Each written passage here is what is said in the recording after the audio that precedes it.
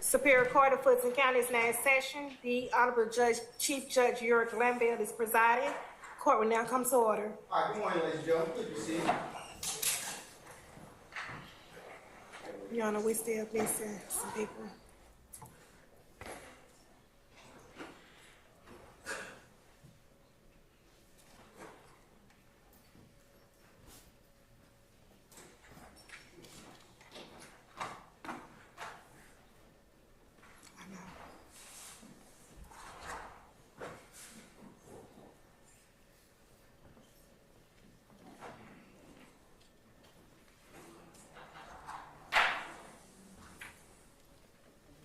Still missing the defendants, Williams and Ryan. I don't have nobody to get them. Okay. Make sure that they not having them when they come out. Right. No, they're not filming. They're not doing anything. They just Somebody coming through. Okay. Oh, they know. Okay. Anybody else? I'm missing Ryan. Who? Ryan? Ryan. And Kendrick. And Kendrick. You didn't get the email? It ain't that. When you pull a ham, you need to let me know that. Like, both you and Dean here, both one and take both of y'all to do this. Like, that's just really. Okay. Because, see, traffic got something going on this morning, so I don't have all of them. Okay. Well, this should be our last stop, so Okay. I'll be coming back down here. Believe me, I didn't want to put this on you. All right.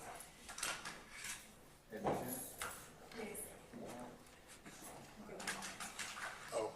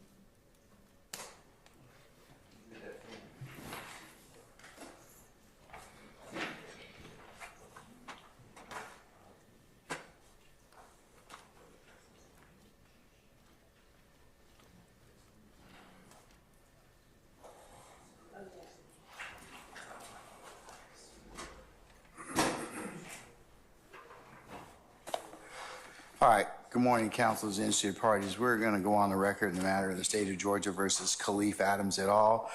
In 22 SC 183572. Let me go ahead and take roll for the morning. Mr. Stillwell and Mr. Sharp, Mr. Botts. Good morning, gentlemen. All right, Mr. Williams, Mr. Steele, Mr. Adams, and Mr. Renard. Good morning. All right, Mr. Kendrick and Mr. Weinstein. Good morning. All right, Mr. Huey and Mr. Matthews Sr., good morning. Good morning. All right, Mr. Nichols and Mr. Garner in that very attractive teal suit. Good morning. All right. And Mr. Ryan and Misty Williams, good morning. All right. Messrs. Brown and Smith.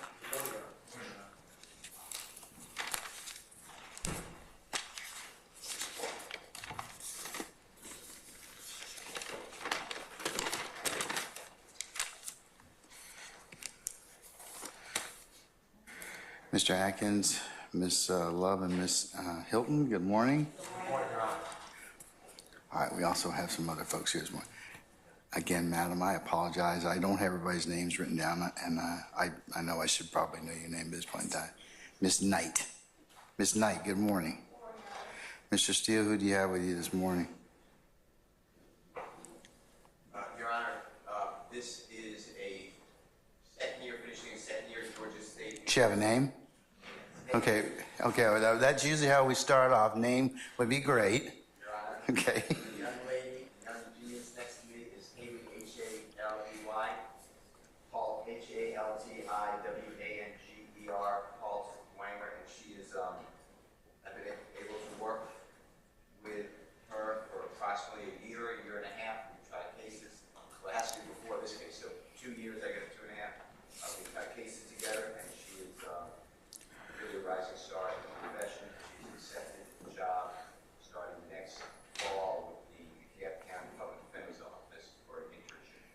All right. Ms. Hartlinger, good morning and welcome. All right, and also this morning I have the privilege of hosting criminal justice cluster from Clark Atlanta University. Good morning, ladies. All right, they're here to observe, as this is a public forum, and all are welcome within this space. So, Sergeant Ingram, our jurors present? Yes, sir. Okay. Before I go out and bring out our jurors, have you all worked out the rest of your edits? No. What's left?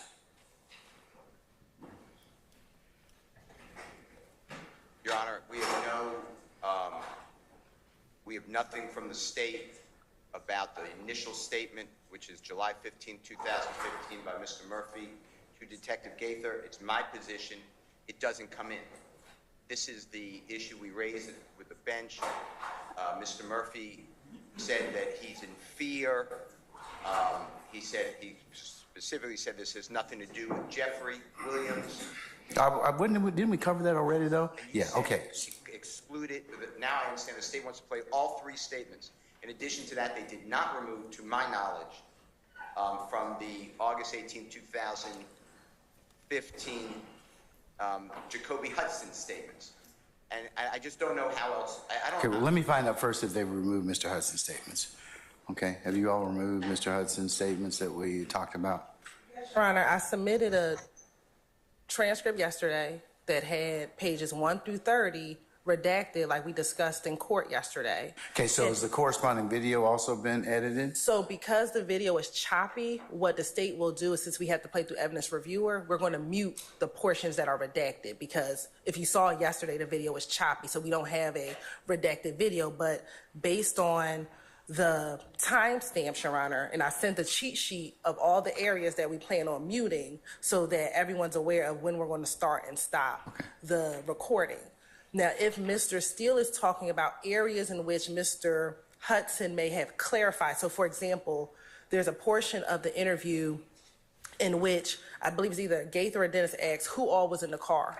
And Mr. Hudson says, tell him who all was in the car. We did not redact that, Your Honor. It's stuff like that that is not redacted. But what we talked about from the first 13 minutes, that's gone, or the first 30 pages is gone.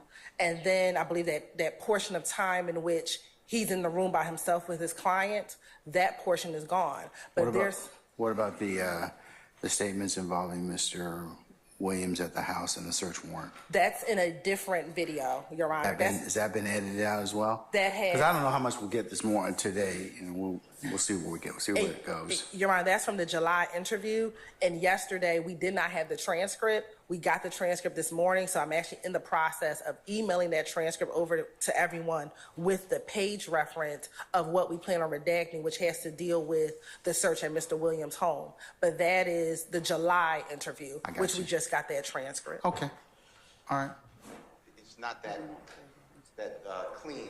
We got the cheat sheet, and I'm not casting any blame here. We got the cheat sheet at 8:20 this morning. So, no, I'm not agreeing with it. And I Okay, don't- well, I'm just asking you because I'll make it for the record, and you can make an objection. And I'll go ahead and make rulings accordingly, should there be. But And I'm not agreeing with, and I'm objecting to. I know you'll do whatever the honorable court thinks is within the law. But this muting in front of the jury, you're hiding information from a jury. These statements weren't ever.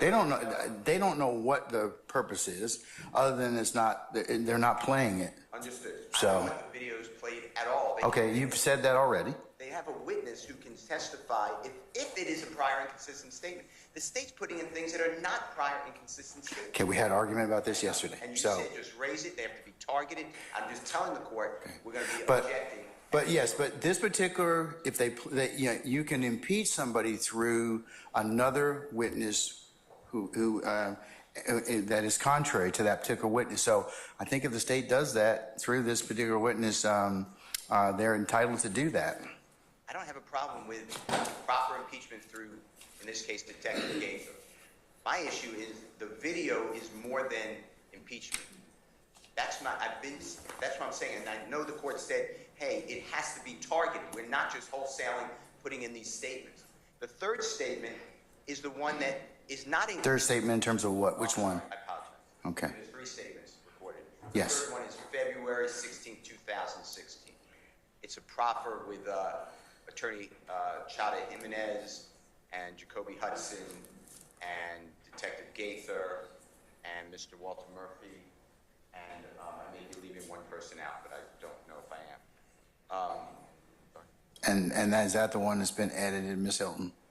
As Yes, well? Your Honor. So the proffer video is the one that we actually played through Mr. Murphy when he was on the stand, and there were portions that we had agreed on and we either muted it, but we actually went back and did an actual physical redaction and redacted out the parts that we either muted while in court. So the version that we gave to defense counsel, I believe Mr. Atkins emailed that at some point in time yesterday, was based upon what we actually did in court. And so that proffer video should be how it was presented to the jury in court. But that proffer video was already introduced. It's already evidence, Your Honor. And I'm objecting to playing it again.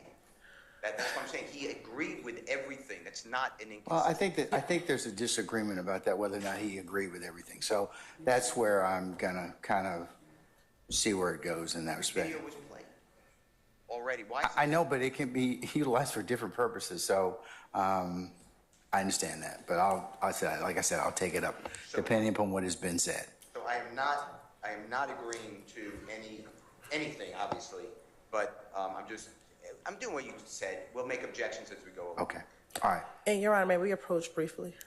Can I summon jurors, please? No. Your Honor, may I perfect the record just briefly? Just briefly. Go ahead. Thank you.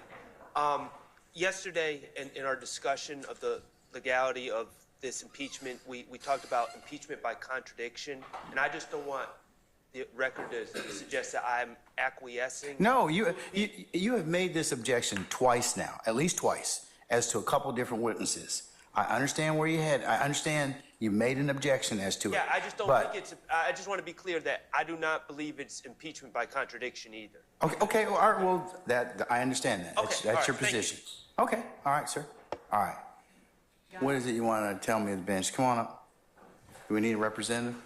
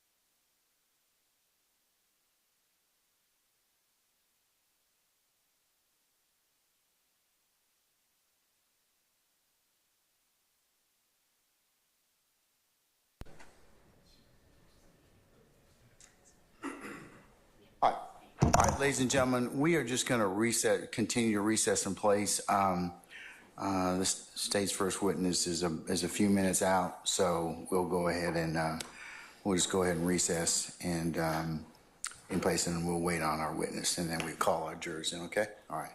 All right. So we're in recess.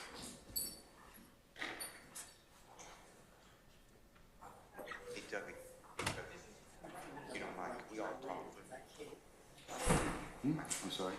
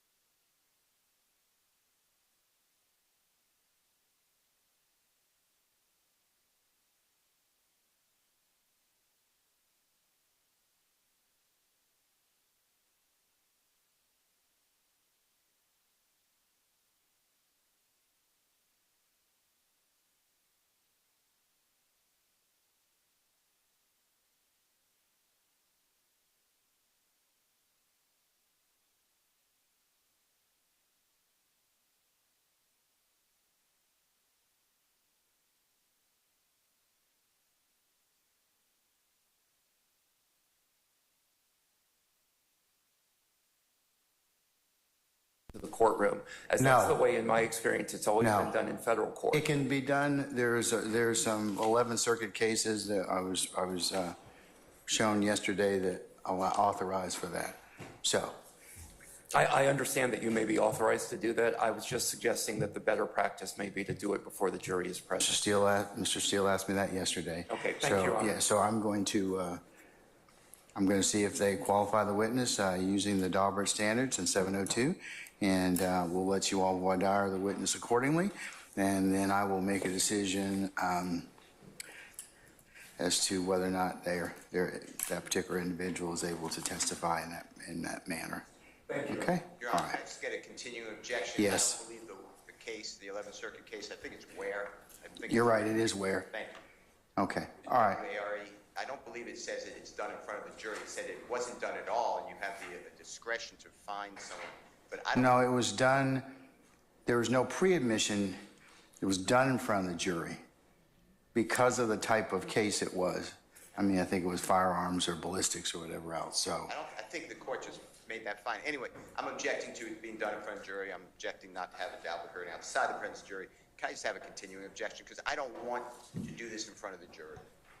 Okay, Thank you, sir. all right. Anything else? All right, summon our witness, please. First. Yeah, I'll bring in the jury, yes, thank you.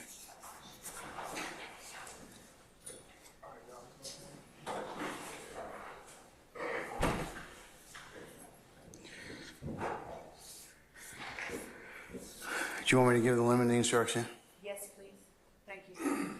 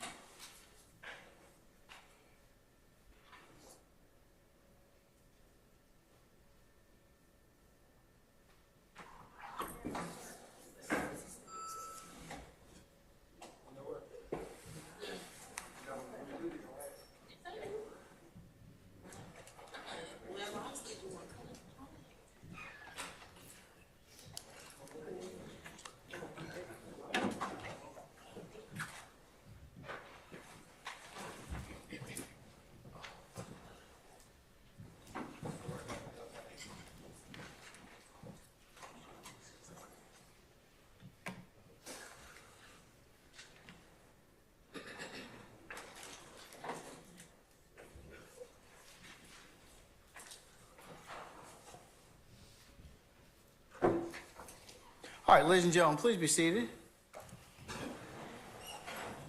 All right, thank you, Sergeant Ingram. Ladies and gentlemen of the jury, good morning.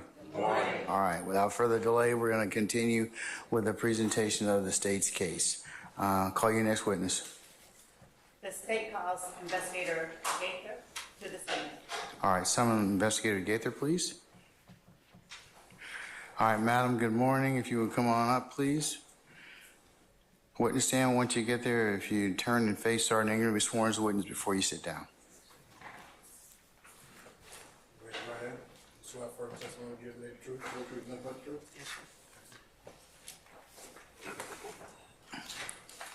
Still the first and last name for the court. Lakia Gaither, Lakeagather. All right. Ladies and gentlemen of the jury, before we hear testimony from Detective Gaither, I'm going to read you an admonition, a limiting instruction, okay? So just bear with me and then we'll go ahead and hear from our witness.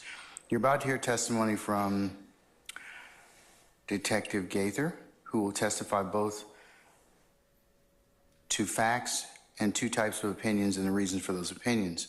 I will describe all three types of testimony. The first is fact testimony.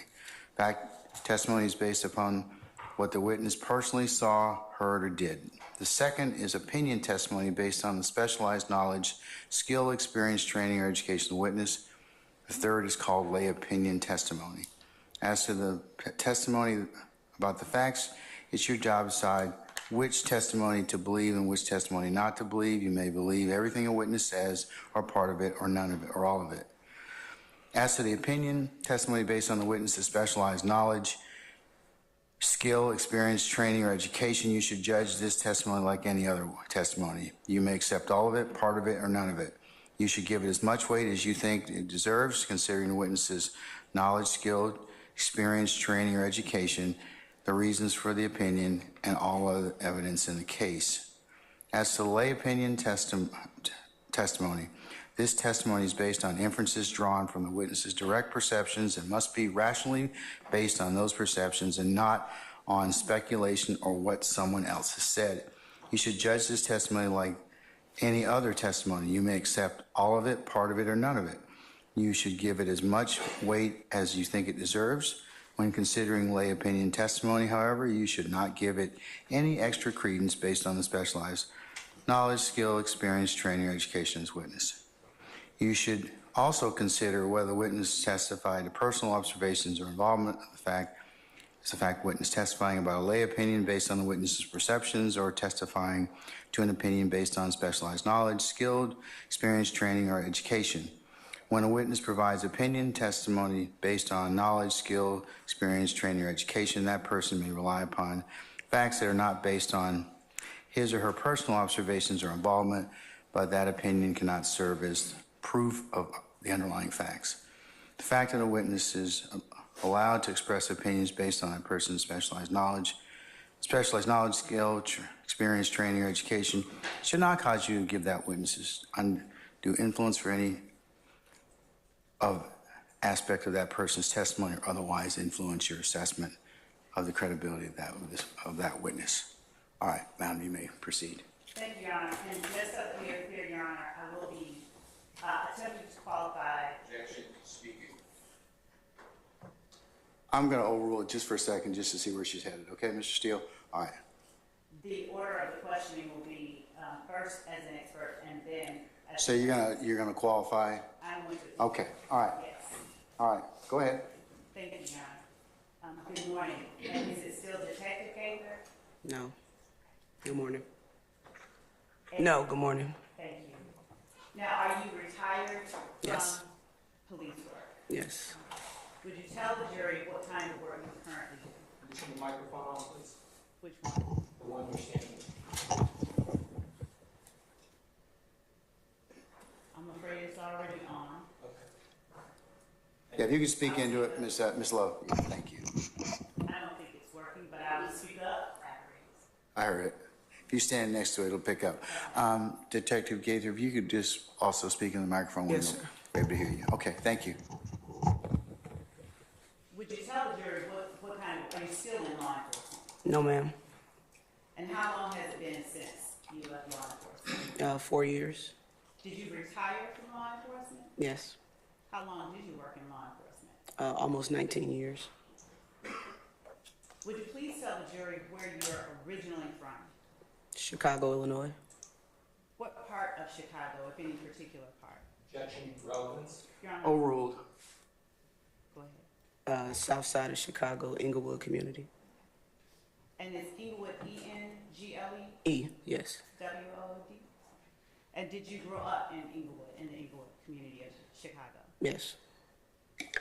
So did you go to grade school and high school there? Yes. What high school did you attend? Bowen. Bowen. Bowen. And I'm standing over here, so Yes. the last year in here. All right. While you were Overruled. Just go ahead. Go ahead. While you were growing up in Inglewood, were there any gangs in your neighborhood, as you understood them to be? Overruled, sir. Yes.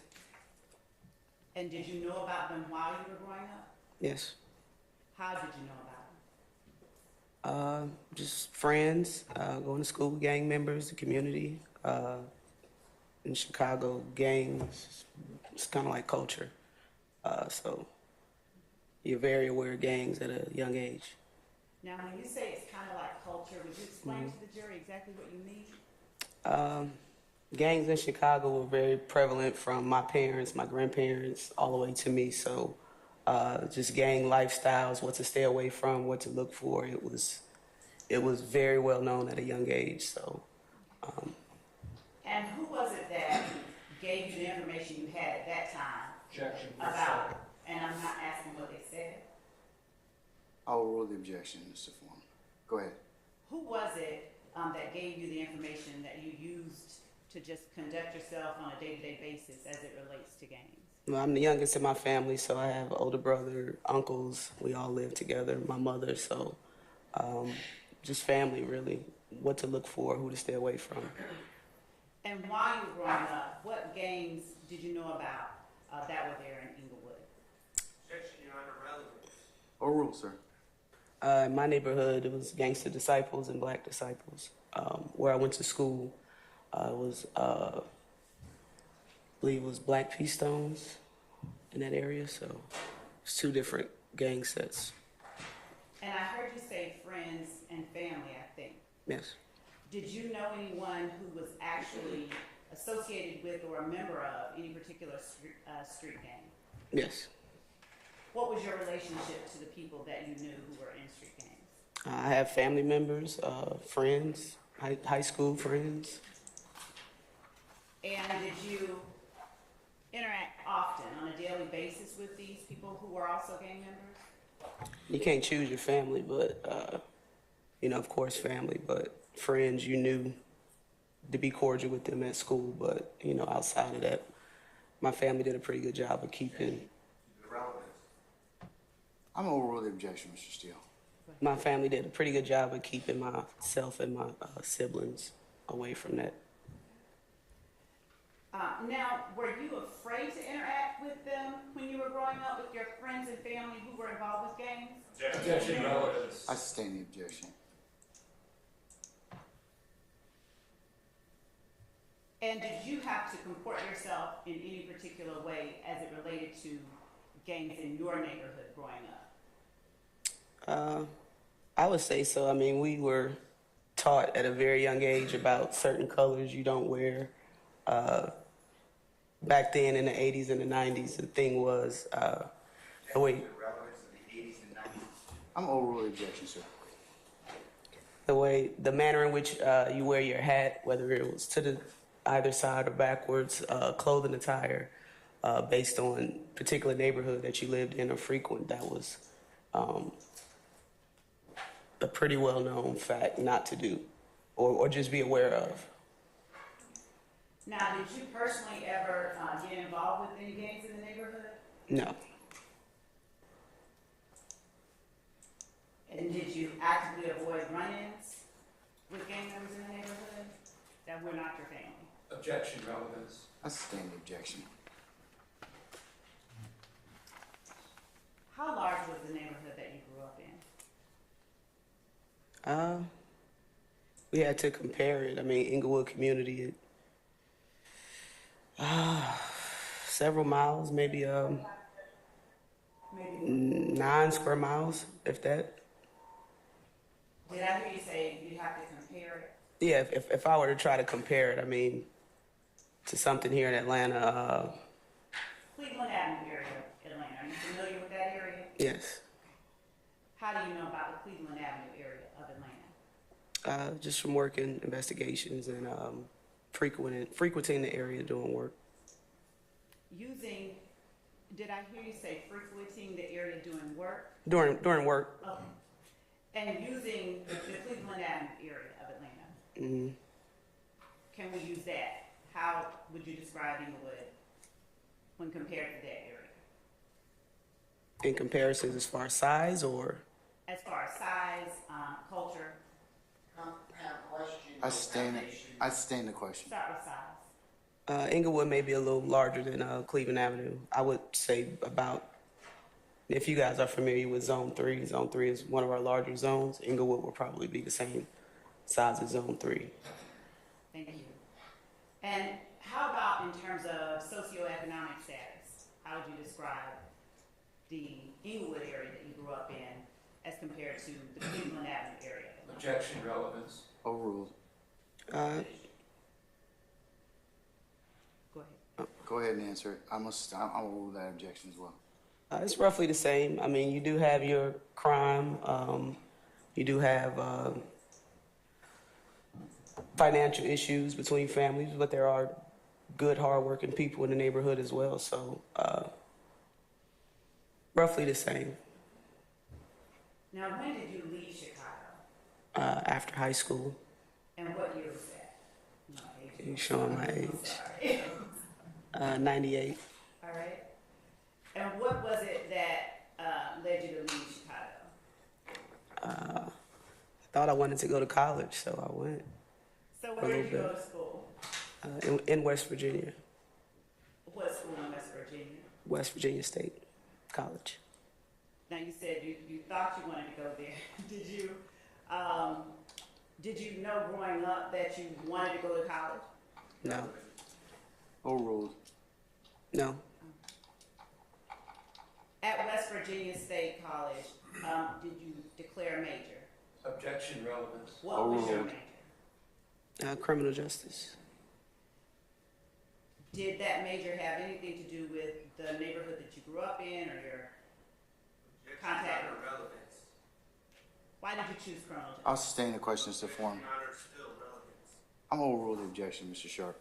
Why did you choose criminal justice? I have no clue. I mean, I never wanted to be law enforcement. I grew up watching the TV shows, Law and Order, Cops. I thought it was interesting, but I didn't have a desire to be a police officer. Now, did you graduate? I did not. All right. Why did you leave before graduating? Financial reasons, in school and at home. Where did you go when you left West Virginia State? Atlanta. And what year was that? 2000, late 2000. How old? Never mind, I'm not going to even I'm ask. done. When you got to Atlanta, what did you do in terms of employment? I think I worked a retail job for a short period of time. Did you do something different after that? APD, Atlanta PD. All right. What made you apply with the Atlanta Police Department? What made you choose that particular agency?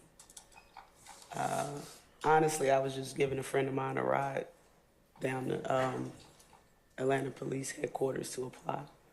And he suggested that I come in and apply as well. So there was no intention of doing it. All right. Now, once you applied, did you have any idea what role you wanted to play in the police department? No.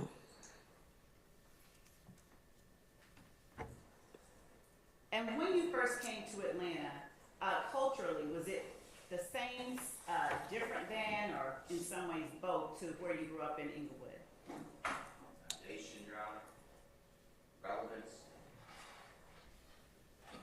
I'll sustain the objection. Is it as to foundation, or do I need to? I'll sustain as to relevance. You didn't Okay. lay more foundation. Thank you. When you first came to Atlanta, did you personally, at that time, know about any gangs in the city of Atlanta? No. And did you personally, at that time, recognize any signs of criminal street gang activity in the city of Atlanta? No. What was your first role at the Atlanta Police Department? I was a patrol officer in Zone 4, Southwest Atlanta. What parts of Atlanta made up Zone 4 at that time? West End area, Cascade, the northern part of Martin Luther King, the western part of Martin Luther King, Fairburn Road, parts of Camp Creek, Campbellton Road. Now, as it relates to Zone 3, where was Zone 4 situated in Atlanta? Were they next to one another, separated by another zone, or something different? Parts of Zone 3 do border Zone 4. If you're down on the eastern end of Zone 4, like around Lee Street, West End Mall area, that borders the western part of Zone 3, Mechanicsville, Pittsburgh neighborhood, Deal Avenue. And outside of that, everything else is kind of on the opposite side. Zone 6 is the other side of Zone 3. Okay. And so, was it your testimony that the Mechanicsville, Pittsburgh, and Deal Avenue area of Zone? Repeating testimony. I'm trying to get clarity. I'll Clarity for the question. overrule the objection, sir. Were those areas, the Mechanicsville area, Pittsburgh area, and Dell Avenue area, in Zone 3? Yes. And did they abut Zone 4? Lee Street was basically the border between Zone 3 and Zone 4. So Lee and Abernathy was kind of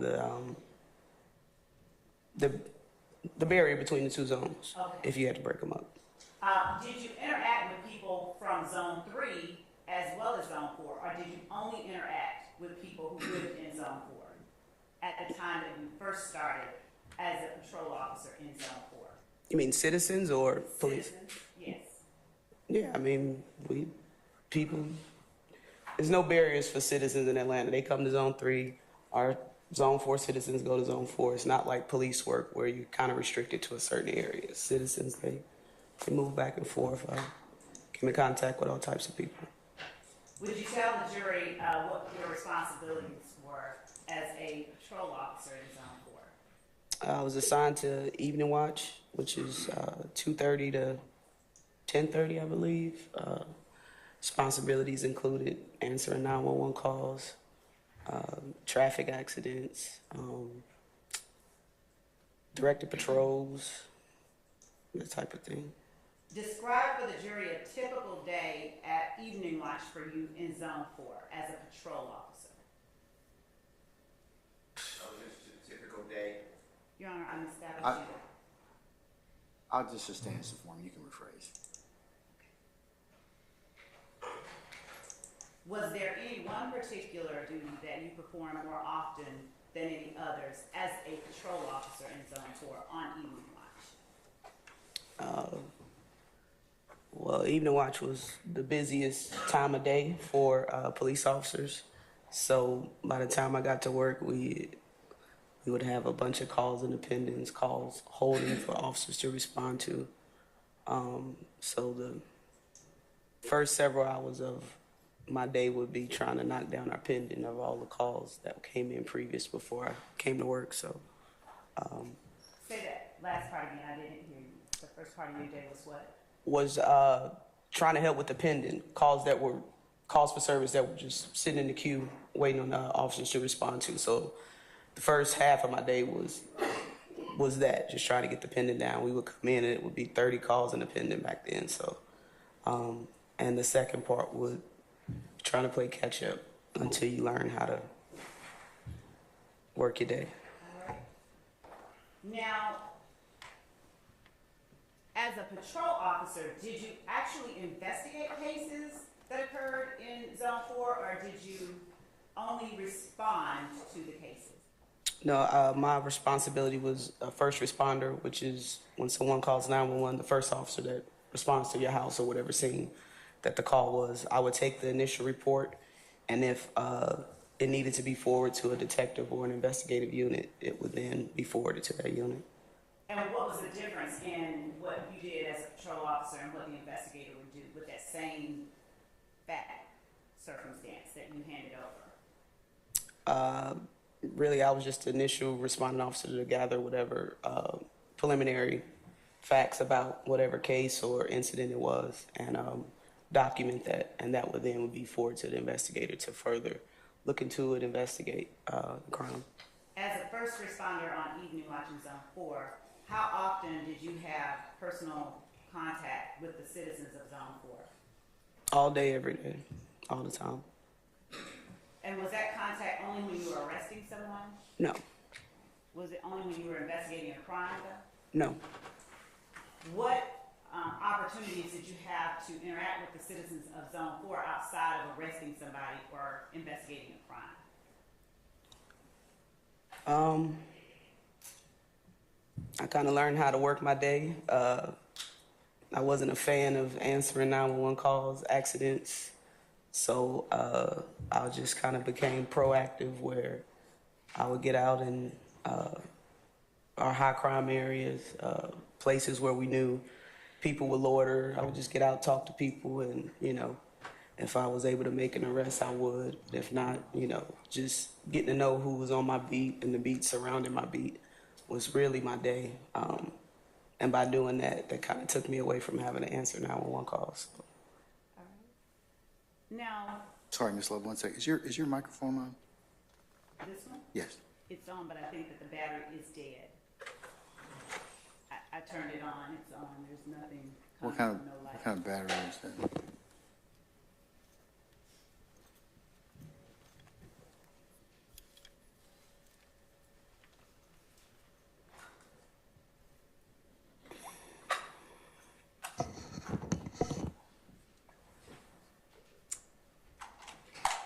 Does the court prefer that I wait or? Or just go to that central mic so we can all hear you, because that's a problem, so. Okay. Am I heard if I speak right here?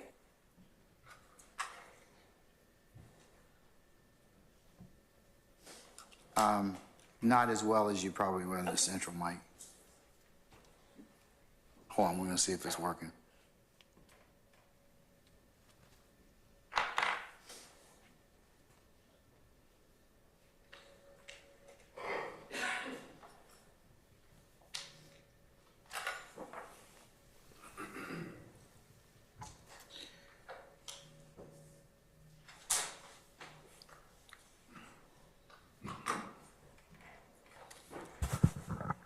I'll just carry on right here while he's getting that.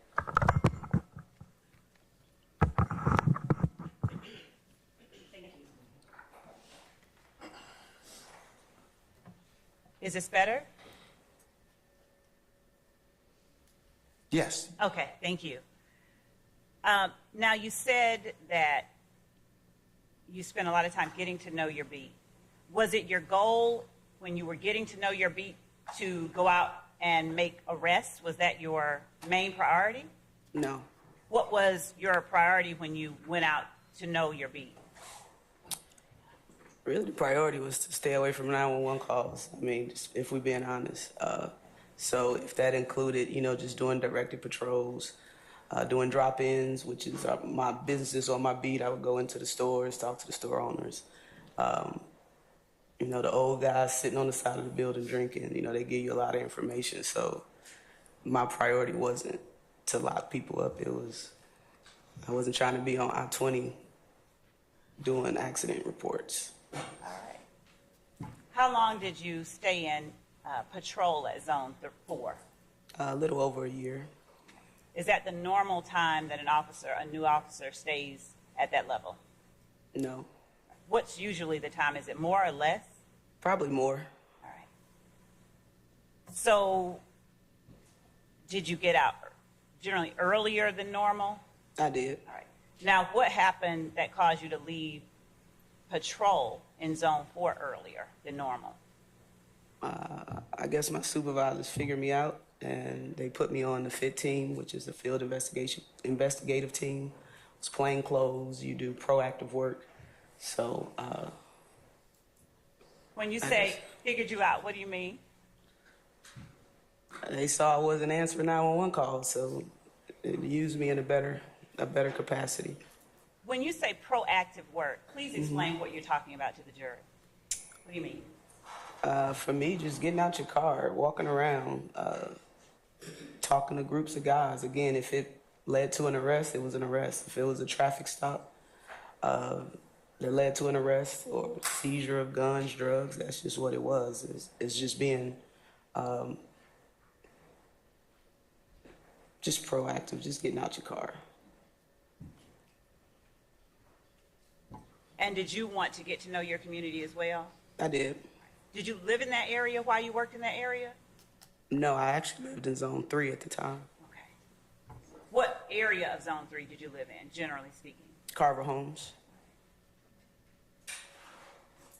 Does Carver Homes still exist? It does. All right. Would you tell the jury what the Georgia Peace Officer Standards and Training Council, or POST, is? That's the council that certifies people to be police officers in the state of Georgia. And were you POST certified while you worked at APD? Yes. Are there different POST certifications or just one? I'm not sure. Okay. Did you have to do anything to remain POST certified while you were at APD? Every year we would have in-service, which is your yearly certification that the police department gives you to keep your post certification. It would be firearms qualifications, updates on Georgia law, stuff like that. And did you remain post-certified while you were at the Atlanta Police Department? Yes. Was maintaining post-certification a requirement of your employment at the Atlanta Police Department? Yes.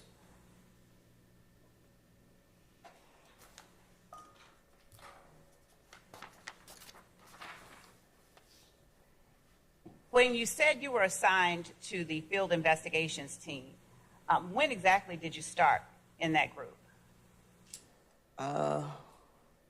Roughly 2004, maybe. Late 2004, I believe. All right. And what, personally, beyond what you've already explained, did you do within the field investigations team? As far as day-to-day activities? Yes. Day-to-day activities would include, again, being proactive, doing drop-ins at our local businesses. We would respond to areas that were considered hot spots within the zones. That information would come through crime analysis and our, supervisors. We would do low-level narcotics buys.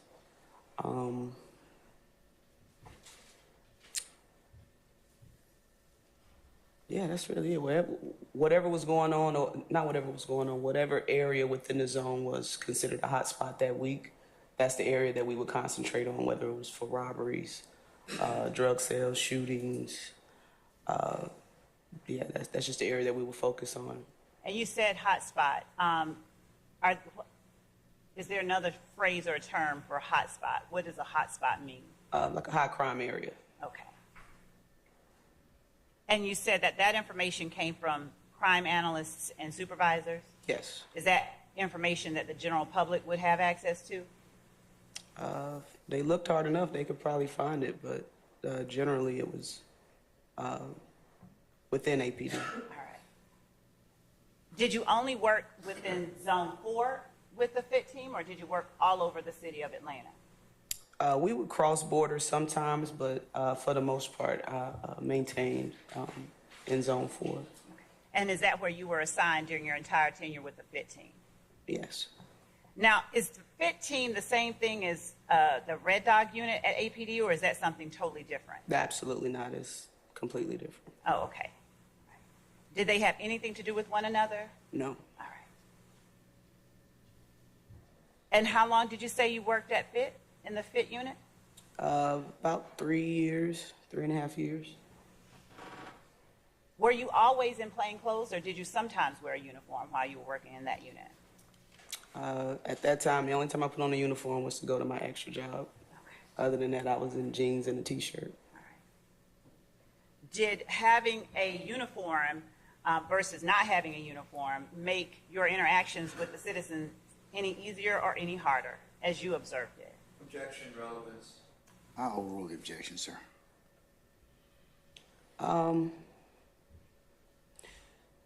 My experience, I felt like the uniform kind of was a distraction. A lot of people would just look at the uniform, like they wouldn't look at the person. I'll overrule the objection, sir. They would look at the uniform and not the person or what you were saying, so it became a lot easier for me just to even maneuver to get to talk to certain people in plain clothes, jeans and a t-shirt. It was a lot easier than the uniform and a patrol car. And as a FIT officer, did you investigate crimes, or did you respond to crimes, or did you do some hybrid, both? We did both. The high priority calls like the shootings or robberies, we will respond to, but we did conduct a lot of our own investigations. And during your time in the FIT team, to your knowledge at that time, did your investigations ever involve gang activity that you knew of at that time? Not from what my idea from where I grew up was actual gangs. So during that time, 2004 to 7, 8, no, I didn't. That wasn't my focus. I wasn't necessarily paying attention to it. So I didn't, obviously because I didn't recognize anything that I was familiar with as far as gangs in Atlanta. So. And again, what is it that you were familiar with or that you were looking for or would have expected to see as it relates to gangs to tell you that there's gangs here in Atlanta at that time? Probably the graffiti, the manner in which, you know, people wore their clothes or their hats, the hand signs. That just wasn't, you know, I wasn't focused on that because I didn't see those familiar signs here in Atlanta that I knew of. Doing the math, if you stayed with FIT about 3.5, 4 years, did you leave in 2007? Yes. All right. And what happened? Why did you leave the FIT team? I was asked to go to the gang unit.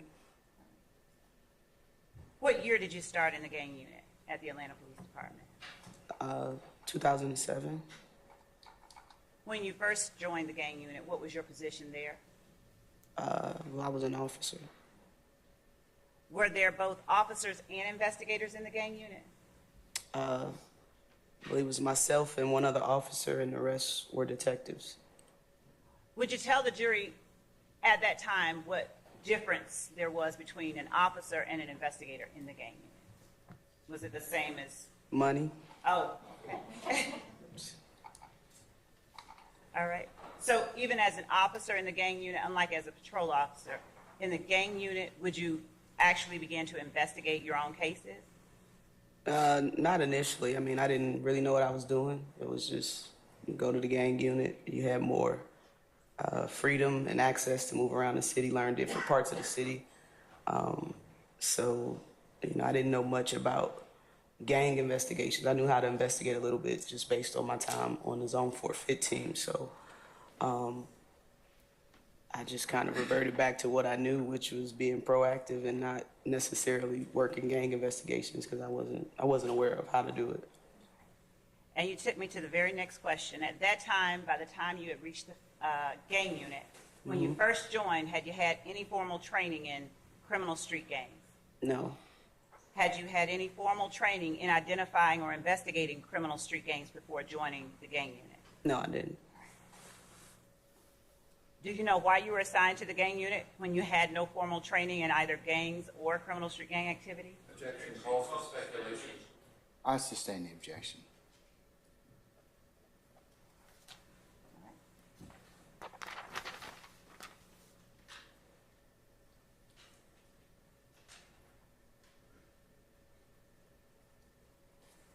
While in the gang unit, did you obtain any formal training on criminal street gangs in Atlanta? Yes. Now, when you joined the gang unit, did Georgia have a formal definition for a criminal street gang? Your Honor, that would call for law. I will object. I sustain the objection. Did you, at the time you joined the gang unit in Atlanta, were you aware of any formal definition of a criminal street gang utilized by the Atlanta Police Department? No, I didn't know gangs existed in Georgia. At this time, or at the time that you left the Atlanta Police Department, did the Atlanta Police Department use Georgia law's formal definition of a criminal street gang in making charging decisions in criminal cases? You said at the time that I left? Yes. Yes. All right. And again, when you first joined the gang unit, did you know of any formal definition of criminal street gang activity? Objection, asked and answered. Sustained. Is there a distinction between criminal street gangs and criminal street gang activity? Law, Your Honor. Your Honor, I have to ask the test her knowledge as it relates to what she did. It's not accurate, it's the law. I sustain the objection. I sustain the objection, madam. She may be able to, I don't think it's I'll quite. rephrase. All right. During your time in the gang unit, as you progressed, did you recognize in your work, did you employ a distinction between criminal street gangs and criminal street gang activity? Yes. I'm going to overrule the objection, sir. Yes. Okay. Let's talk about what training, if any, that you got while you were at the gang unit. First, let me start off. How long were you an officer in the gang unit? I went to the gang unit in 2007. I was promoted to detective in, shoot, don't give me the line. Maybe 2012, maybe 13. I'm not exactly sure of the dates, but from 07 to I was promoted to sergeant in 2016. That entire time I was in a gang unit as an officer and a detective, so from 2007 to 2016. While at the gang unit, what were your sources of information for gangs and gang activity if you had no formal training before getting there? Once I got the training, I mean, I got to know a lot of people within the community, good and bad. And a lot of my gang knowledge and information really came from them. We did have meetings with other jurisdictions and information sharing within our department and our unit. But if we're just speaking about Georgia gangs, the gangs within Atlanta, Yes. a wealth of my information just came from the community and gang members themselves. So let's break that down just a little bit. When you say it came from your contact with people in the community, good and bad, what do you mean when you use those terms in this context? Just normal citizens, people that don't commit crimes, and then when you commit a crime, just interviews with suspects, people who are arrested. You do get a lot of information from that as well. At the time, at the time that you joined the gang unit, what were the focuses? What did the gang unit mainly do within the city of Atlanta? I would say relevance, Your Honor, is what I'm object relevance. Your Honor, it's relevant. Bless you. It's relevant, establishing background. The juror has to gauge. I'll sustain the objection, sir. You sustain it, Your No, Honor? I'm going to overrule the objection. Thank you. All right. At the time that you joined the gang unit, what was the primary focus of the gang unit? What type of investigations? I don't know what they was doing, honestly. I know we had a couple of people that did homeland security investigations involving threats against officers or organized crime. It wasn't street gang investigations, to my knowledge. It was, they were doing some other stuff. And what type of formal training did you get while you were in the gang unit, if any at all, on criminal street gangs and recognizing and identifying criminal street gang activity? My first couple of years within the gang unit, I did a little bit of training, just gang identification. It was roughly 40 hours or so within my first couple of years. And after that, I was just sadly too busy within investigations to kind of do much formal training. Let's talk about that 40 hours that you did get. What type of information did you learn during that 40 hours of gang training that you did get, formal 40 hours? Just the basic gang identifiers, how to recognize a gang, crimes that gangs generally committed. I'm not going to say that it was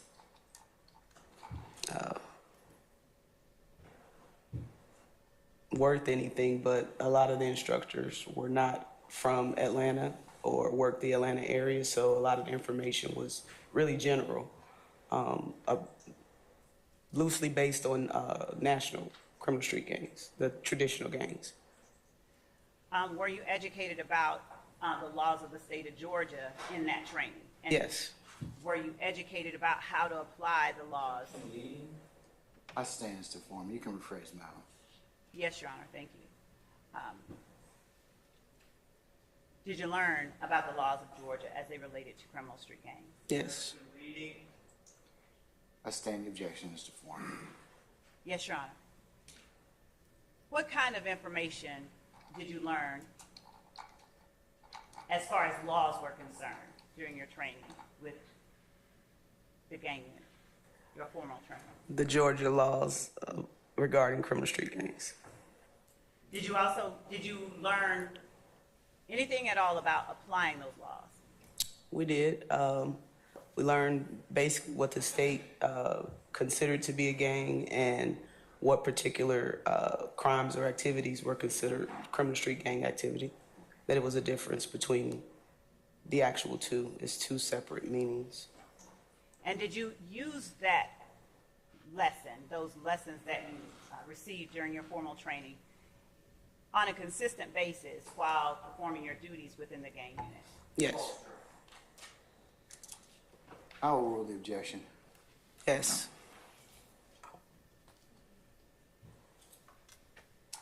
Did the gang unit that you described when you first went there doing different things, did it continue operating in that manner, or at some point did it shift its focus? Definitely think it shifted its focus roughly 2010 or so. What types of things led you to recognize a shift in the focus of the gang unit? During our daily activities or investigations of various crimes that were not initially considered, gang related, we began to see identifiers of gangs now operating in the city of Atlanta. We would see graffiti. At that time, social media became more. Sir, you have an objection, sir? Based. History is irrelevant. History is irrelevant. So the witness understands. Her background is what? It's relevant, sir. I'm going to overrule your objection, okay? You may have a continuing objection, sir. Please continue. Social media started to become a thing. It was new. It was new to us. So we did rely on a lot of social media information to the intelligence gathering.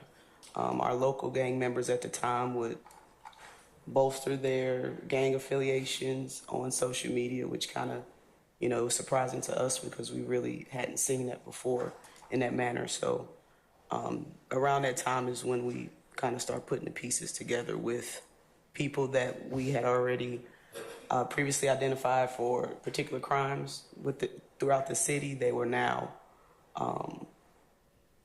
identifying themselves as part of whatever particular gang. When you said that you began to... Testimony, Your Honor. Let me hear the question first. When you said that you began to recognize identifiers, what was it that allowed you and the other members of the gang unit that you worked with to recognize things that you had not recognized before? I'm going to allow it, Mr. Steele. You may answer. Well, definitely the training that we had received and the understanding of, my understanding of the law. We would see kids wearing T-shirts and hats and stuff with acronyms and words under it, and the involvement that we had within the community to just get out and talk to people or ask, what does that mean? They were pretty proud about, telling us what it was and what it meant. We're not asking, we're soliciting. Yeah, I'm going to overrule the objection. Overruled. Overruled. Did you get those people, Christina? Okay, all right. You may continue. So you said that they would talk to you. Repeating testimony. Overruled, sir. Please continue with what you were saying. I don't even know what I was saying. I'm sorry. You said that they would, the people, Repeating testimony. did you say Overruled, sir. that the people that you interacted with would talk to you? You were saying Correct. how you were describing your interaction. Correct. Yeah, just getting out talking to folks, not just people you're arresting, but just normal citizens within the communities, grandmas and uncles who. Ask and answer. That I'll sustain. In terms of beginning to recognize signs of criminal street gang activity, what else, if anything, allowed you to recognize things and signs that you had not recognized before, besides training, formal training? Yeah, definitely the different clothing that we would see. Certain people start to wear the social media with the post, and you can add a caption to it. A lot of that during that time was, you know, this is my gang, and hand signals that we weren't accustomed to seeing. Graffiti throughout the neighborhoods. We, at the time, 2011, 10, 11, 12, we had a lot of school fights that really weren't a thing before.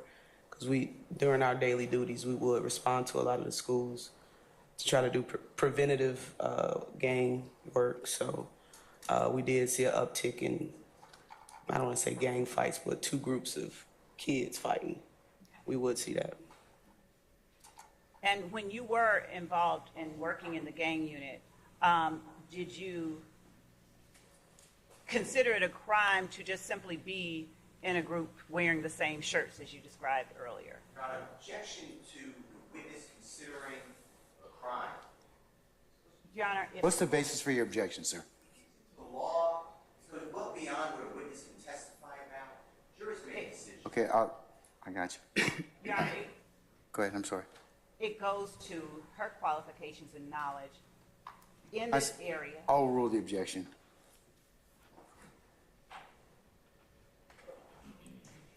You may answer the question, Madam. I'm sorry, what was the question again? I apologize.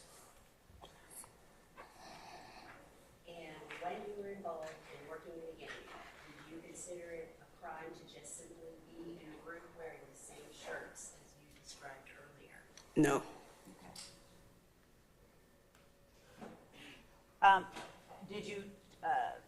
Did you arrest people for making hand signs? No. Did you arrest people for using certain hashtags? Can I have a continuing objection? Yes, you may, sir. Did you arrest some unknown person for doing something, some unknown sign? Your Honor, I object. She's got to lay a foundation, so you can object. I'll go ahead and make it a continuing objection, okay? And there's no foundation for an arrest. There's nothing to do with qualification. Overruled, sir. Your Honor, I'm going to object on grounds of relevance. Overruled, sir. when you were describing what you saw and recognized as signs of gangs appearing, what other signs did you see besides the ones that you just described to the jury?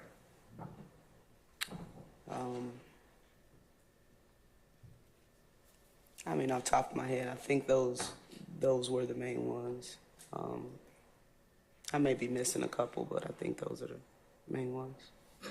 Did you ever hear any language that was used by groups of people consistently that was sort of different from the average? Invade and hearsay. I'll sustain as to leading. The other two I'll overrule. So you can rephrase, please. Thank you, Judge. Were there any linguistic styles that you noticed as signs of gang presence? Yes. Describe what you mean when you say yes. We, at the time, again, social media was a very informative tool that we used. You would see gang language from Bloods to Crips, the usage for Bloods not using the letter C, so they would cross out certain letters that were synonymous to rival gangs like the Crips and replace it with the B or an X. We would see Crips doing the same thing. They wouldn't use the letter B in language that in raps, hashtags, captions, even on graffiti. We would see graffiti being crossed out if in certain neighborhoods that we knew a particular gang operated in, we would see the next day they have an X through it. So yeah, it was definitely in the language that they used, slang. Did you see any correlation between those signs that you saw and any particular criminal activity in areas of Atlanta? Are you asking what particular areas did we see it in? Yes. Well, when I went to gangs, we were citywide, so that was my first time really able to cross the borders of Zone 4. Zone 4 definitely had a lot of blood gangs within it. We did have some gangster disciples around Fairburn Road area. Zone 3 was predominantly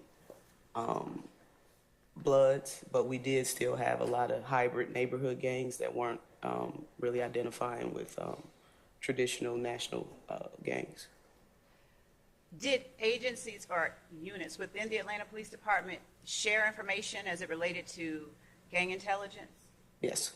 Would you explain how that occurred? Yeah, so we would have monthly meetings with surrounding jurisdictions that included DeKalb County, Clayton County, Fulton County, and it was really just information sharing. At the time, criminals didn't necessarily have a border in which they stayed in. If you're a criminal, they operated everywhere. So we definitely had to come together and collaborate with information gathering to try to put a hold on crime. And what kind of information did you all share within these monthly meetings with other law enforcement agencies? Gang trends, crimes, really gangs and crime trends. What sort of crime trends did you, within the gang unit, begin to, if any at all, did you begin to recognize during the time that you actually started to see signs of gang presence in Atlanta? Definitely the smash and grabs. That was the first real trend that I saw. We had guys that operated within Atlanta that would drive cars through buildings and steal blue jeans, steal flat screens. That went on for several years. I mean, at least 4 years of the smash and grab robberies and burglaries were the thing here in Atlanta. And how, if at all, did you correlate that with the rise in gang presence? How did you all within the unit make any kind of connection between the two? Well, once we arrested a few people and we previously identified them as being associated with neighborhood cliques or hybrid gangs, that kind of made the connection of almost like a spider web of once you kind of find one or two, you definitely find the other 6 or 7 guys. So just previous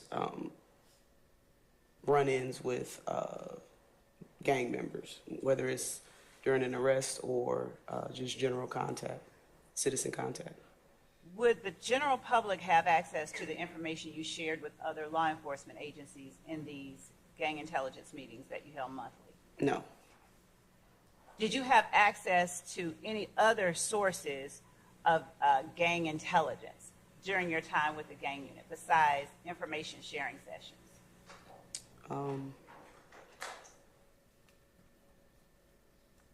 I can't think of any right now. When you made arrests in certain crimes, did you all collect evidence that contained anything that informed you about gangs? Yep. And what type of evidence? We would later on we started finding a lot of gang Bibles, which are basically their bylaws that the gangs operate off of. We would find, again, like I stated, the T-shirts and the hats with gang insignias and markings on them. I think that's about it that I can think of right now. Were cell phones being used in the Oh, time? absolutely. I'll Cell stand phones. as to form. You can rephrase. Yes, Your Honor. Did you ever collect anybody's cell phone? Yeah, cell phones were very informative and key pieces of evidence when gaining gang activity or signs of gang activity. Why? Well, the camera phones and were being used to memorialize gang activity. If a person was arrested and there was probable cause to search their cell phones, we would apply for search warrants, get that information back from cell phone companies, and do a search of the actual phone, and we would find a lot of evidence regarding gang activity. Did you ever get search warrants for other things like social media? Yes. What was the purpose for getting a search warrant for a social media site? Foundation for the question. I stand the question. You can lay a little more foundation. Why were y'all interested in people's social media sites? Just based on the information that the user would put out. If our focus was gang, did somebody say something? If our focus was gang activity, our local gang members were making it known to put it on social media so it could be displayed to the public. So it was definitely a key piece of evidence that we wanted. There would also be direct messages, which is like a DM feature within social media where you can communicate with anyone who was on your page, whether they were local or from around the world. And that information was very key in gathering information about national street gangs and the traditional gangs that were not operating in Georgia at the time. We did get a lot of information from the direct messages and text messages within cell phones. Was the information you were able to get when you got a search warrant any different than that anybody could look at on a public site? No, direct messages are private. It's just between the two users. Unless the person, displays the message, it's just between those two users.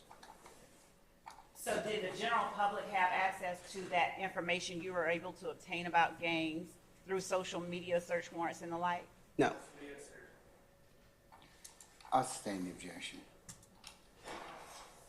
Ms. Outlaw, I think we're in need of a break at this point in time, as I understand it. I have it on good authority. Yes, sir. Ladies and gentlemen, let's go ahead and take a recess until 11 o'clock. We'll come back, okay? All right. All rise.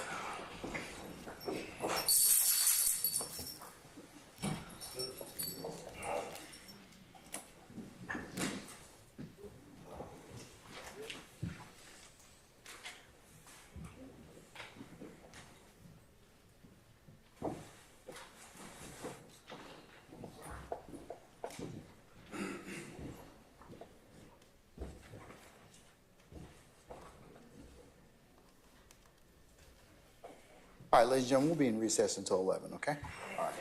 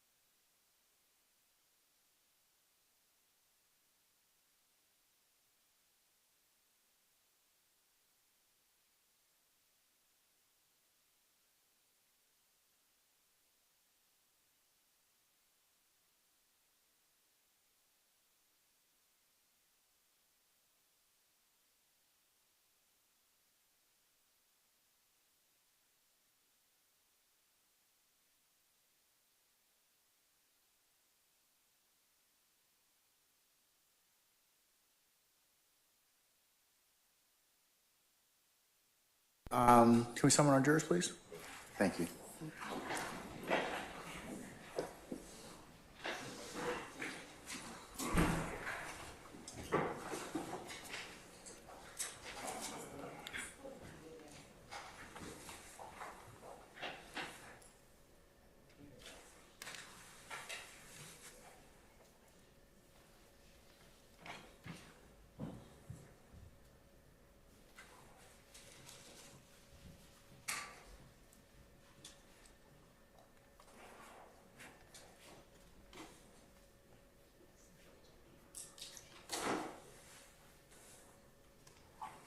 All rise for the jury.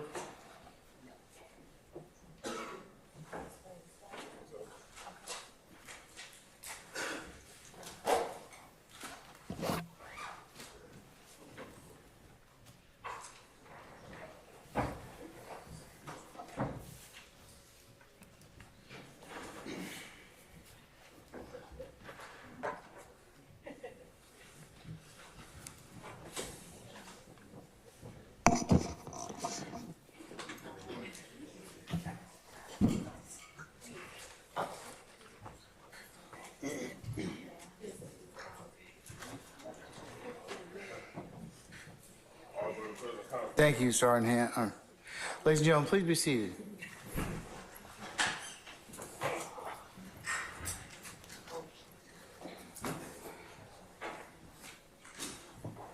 Oh, okay, I see. All right, you may continue. Thank you, Judge. And I keep wanting to call you Detective Gaither. What do I need to call you? Just call me Gaither. Look here. Okay. Either or. Not Miss Gaither, Miss Gaither. Whatever you feel. We were talking about when we left for lunch, the information. Don't lunch yet. Don't. I'm sorry. Speed up now. Freudian slip. My apologies. Freudian slip. We were talking before we left for break about social media information gathered through search warrants. How many social media accounts would you say you've had access to over the years during your time with the gang unit? You mean looking at others or my own? No, where you got a search warrant to look at social media accounts to help you learn more about anyone's participation in particular activity. We started with the social media roughly 2011 or so. We really started getting in depth with it. So from 2011 to really when I retired in 2020, probably hundreds, honestly. It's a lot. And was it from only one site, or did that No. information you had access to vary? Oh yeah, it varied different sites. We've received information from Facebook, Instagram, Snapchat. Was it Bumble or Bimble?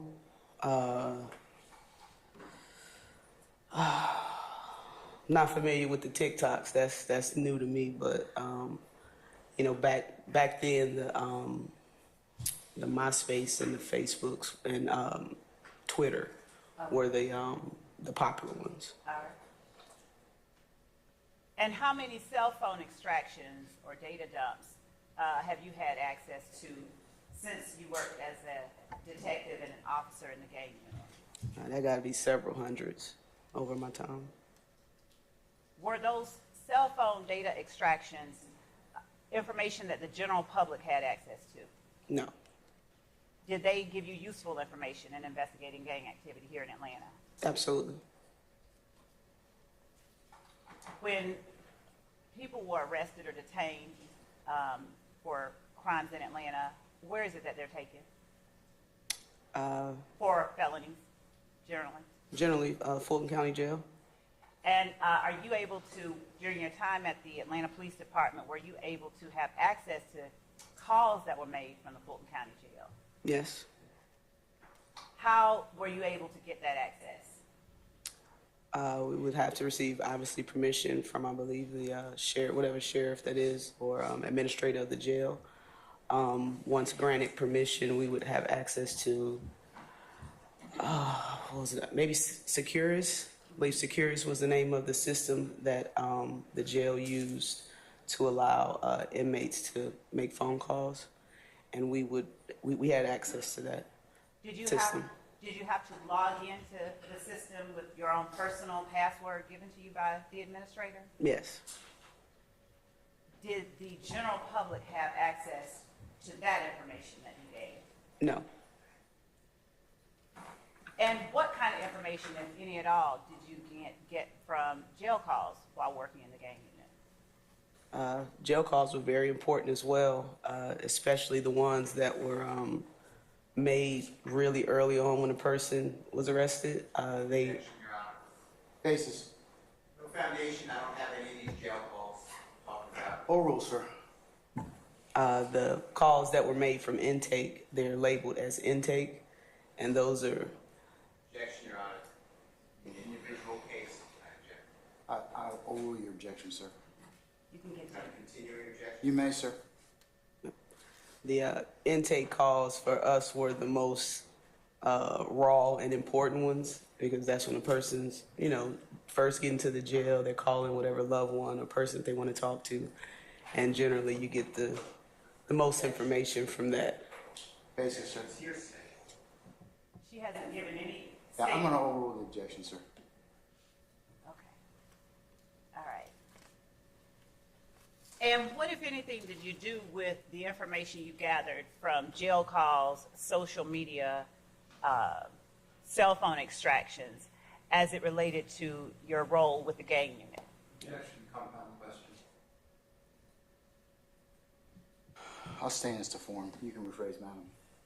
What did you do with the information you gained from jail calls as they related to your role with the Atlanta Police Department and the gang unit? We would definitely save them, download them to our computer, and add them to the investigative files. Now, when you say add them to the investigative file, would that be the file on particular people or just the general file? Well, if the person was in jail, it was obviously for a crime. So generally we would, during our investigations, we would make a file folder, and we would download whatever jail calls or social media, cell phone extractions, and put it either on a disk or a jump drive and add it to whatever investigative file as to memorialize information and keep it. How many jail calls would you say you listened to, did you listen to while you were at the Atlanta Police Department and the gang unit? I don't know. It's a lot. A lot. Is it over 100? Well over 100. All right. Does it exceed 1,000? Probably close to. It's a lot. I couldn't give you an exact number, but that was a very important tool that we used. Okay. And you said that you put it in the file. What would you do with the file once you completed your investigation? We would put it in the file cabinet. Did you give it over to the DA's office after an arrest was made? Objection, leave. Oh, I'll sustain the objection. You can rephrase. Did you just leave it in the file cabinet? No, if the case went further, or the DA's office wanted it, we would forward it to them or make a copy for them. It wasn't a secret file that we only kept. If the DA needed, or lawyers, we would definitely give it to them. Besides the difference in pay, what other differences existed between your role that you served as an officer in the gang unit and your role that you served as an investigator in the gang unit? There's no difference. So what was it that got you promoted? Got anybody promoted? Take the test and you pass, you're promoted. Did experience have anything to do with it? Like your time in the gang unit? Well, you couldn't apply to be a detective. I believe you had to be on for, at the time, maybe 5 years, like 4 or 5 years. You had to be employed for the department before taking the test. So as an officer with the gang unit, would you do any more or the same type work that you did as an officer, say, in patrol or with the FIT team? as far as investigations were concerned? It was more closer to the 15 work. You know, patrol, I just erased that part of my life. I just wasn't doing that. But it was closer to 15 work rather than patrol. Were there any particular parts of Atlanta that you had more interaction with as related to the other parts of Atlanta during your time with the gang unit? Did you focus or concentrate on any area at all?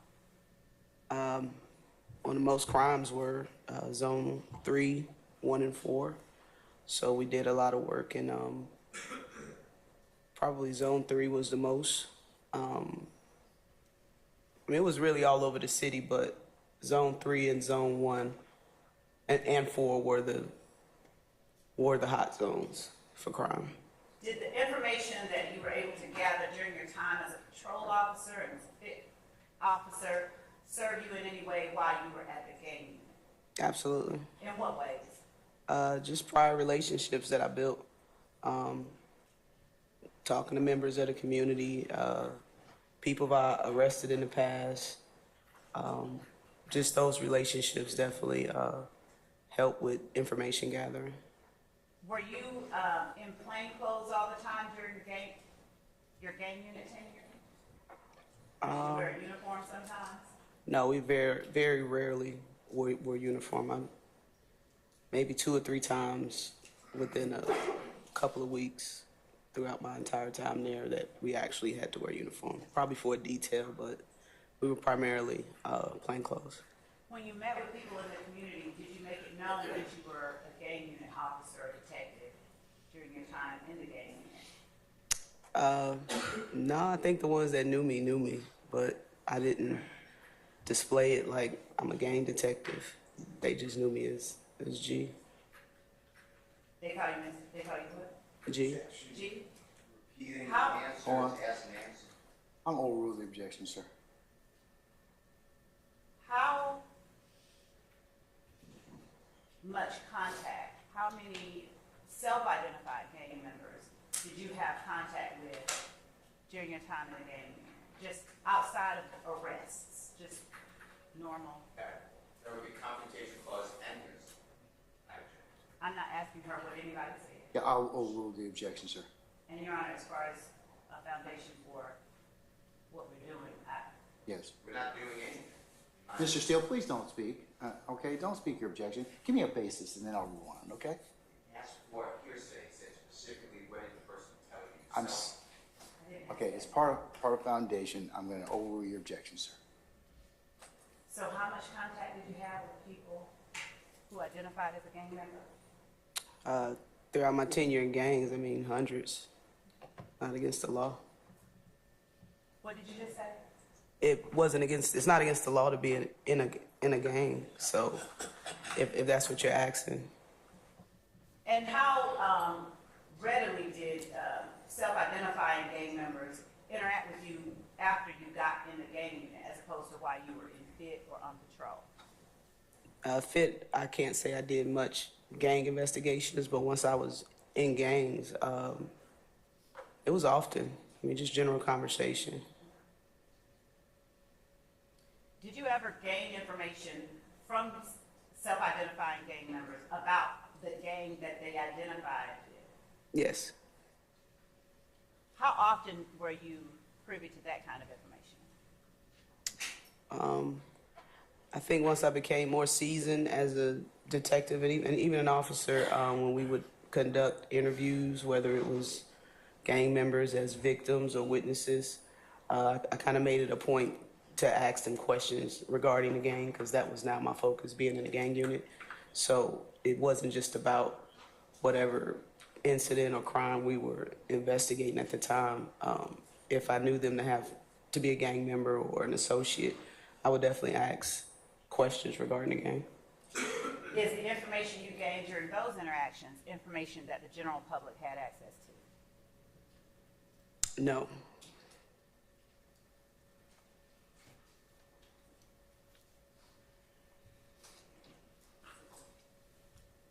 While working with the gang unit, did you employ any standard protocol for identifying associates or members of gangs in Atlanta? Yeah, we would kind of follow what the state of Georgia recognized as what a criminal street gang was. And when you were looking at groups of people determining gang affiliation, was there any certain number that were affiliated with the group that you had to, for your purposes, meet before you identified a group as a gang? The law, Your Honor. I'm speaking about the methods that she used. I will the objection, sir. Was You said there- a particular number? Yes, before you identified a group as a gang. In other words, for APD purposes, did a gang have to consist of a certain number of people, or a Yes. group rather? Yes. What was that number? 3 or more persons. And did those 3 or more people have to have any particular characteristics per APD standards to be identified as a gang? Yes. And what were some of those characteristics that they had to have? APD standards are relevant. That's my objection. Relevant Your Honor, APD standards. we can ask, Your Honor, about what laws they followed, but we are trying to establish the basis All right. for this. I'm over the objection, sir. You may answer the question, ma'am. What Yes, sir. what characteristics or what things did you look for in order to determine if a group that consisted of 3 or more people were a gang for APD purposes? For APD purposes, we have a 6-point criteria that we used. I can try to remember it word for word, but it's been a little bit of time. If a person self-admits that they're a gang member, we would consider that as a factor. If we receive information from an unattested informant that the person is associated or a member of a gang, we use that. If a person identifies themselves by the style of clothing, monikers, hand signals, we use that. If a person frequents a particular neighborhood or area and associate with other identified gang members, we consider them a gang associate. Or if a person is arrested with other gang members and identifies themselves with the same monikers as that person, we take that into consideration. That might be slightly off, but I think that's the general Okay. definition. And when we were talking about identifies with certain clothing, hand signals, are those characteristics that you all are looking for in groups or something different? No, I mean, we definitely look for them when trying to identify gang members or associates. It's associated, in fact.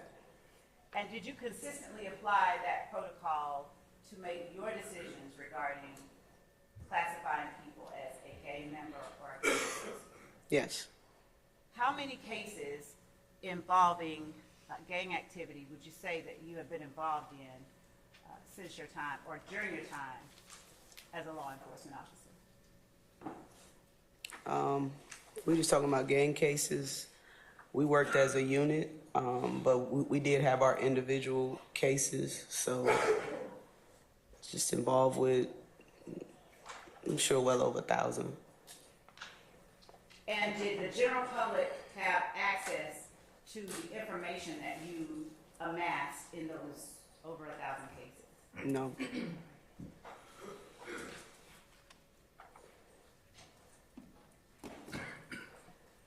Were you ever a member of the Georgia Gang Investigators Association? I think I was. And do you recall where it was that you obtained your 40 hours of gang training?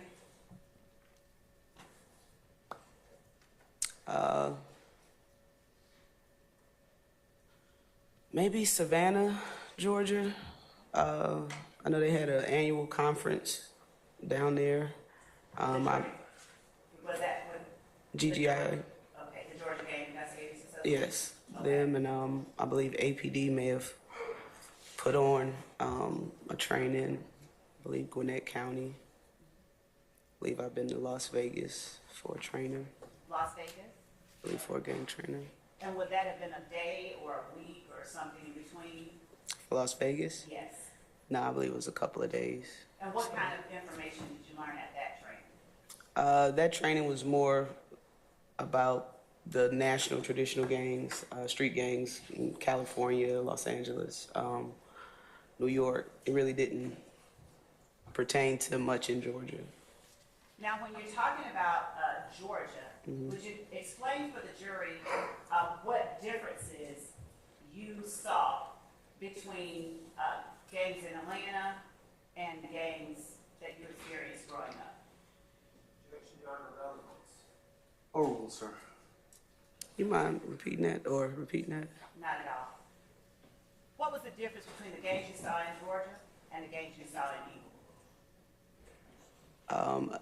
Initially, I didn't know it was gangs in Georgia. So once the more traditional national gangs came to Georgia, I mean, it really wasn't a difference. You saw some of the same characteristics, but when I first got here, it was more just neighborhood cliques. It wasn't, the gangs that you know and see on TV. That was not here. Well, I didn't see them here in Georgia.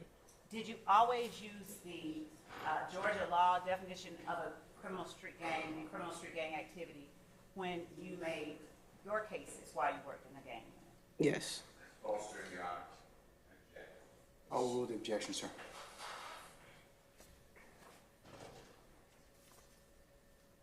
When you obtained information about a person's alleged gang involvement, did you do anything beyond that bit of information? And I'll give you an example. Someone says they're in a gang. Do you look any further to get any more information, or do you just stop right there? No, I mean, if someone admits that they're in a gang, I mean, I don't take what anybody says on face value. What else do you look for?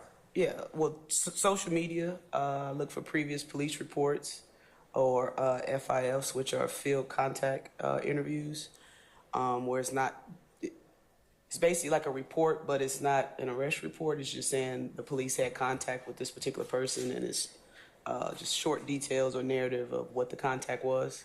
We do get a lot of information from that, and the gang unit did a lot of FIFs just to memorialize whatever information was given during that interaction. Is that information the general public has access to? FIFs? Yes. I don't know if they can do an open records request for it, but I don't Beyond believe so. doing an open records Oh, request. okay, yeah, no. Okay. And would that information lead you to any kind of better understanding of gang culture in Atlanta? Getting the information from that particular person? Yes. Yes. What about if someone just told you that another person was involved in a gang? Did you stop right there, or did you do anything else to Right. corroborate what they were saying? Yeah, no, I mean, it's just unattested information at that time. I mean, we do document it, but if someone tells me somebody else is in a gang, I definitely want to verify it on my own. Try to get possibly social media, pull up, like I said, previous arrests and interactions with police, just to try to confirm the information that they're saying. And do you even have a number for the number of people you've interacted with who've given you information you considered reliable about reliable gang intelligence? From gang members or just Non-gang anyone? members, just anybody. I can't put a number on this. It's a lot.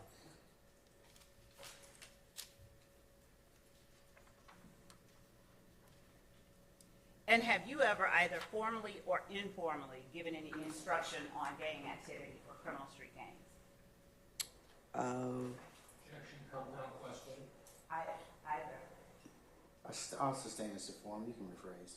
Have you ever trained any other officers or any other persons on how to recognize criminal street gangs? Informally, because I was in the gang unit for so long, I've taught newer investigators, and I went back to the unit as a supervisor. So I've given training in that aspect as well about gangs to newer investigators. And what kind of training would you provide them? Just the general identifiers to look for. Had them really read up on the law. I mean, I can't tell you how to do your job, but I'll lead you to the water. And you know, it's gang investigations is really up to the individual if they're that invested to want to learn it and understand it. So I would definitely provide the information, but it's up to them if they want to learn it.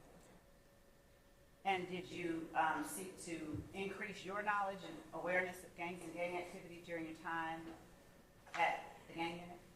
Initially, yeah, I wanted to do as much training as I could, but once you get involved with investigations, it just kind of consumes all of your time. And training was, I was getting my on-the-job training. I wasn't going into the classroom learning.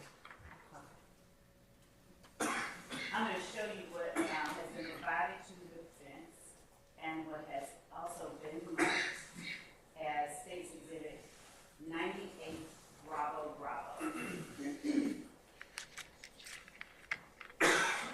I'll give them so that they can know what.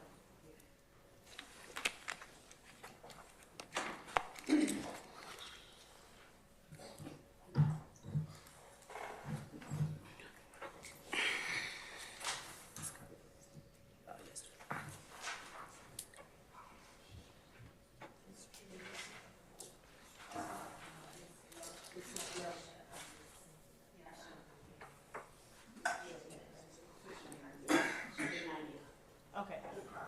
Oh, okay. So, change that. I'll show you what I'll mark as 99 Bravo Bravo. Okay.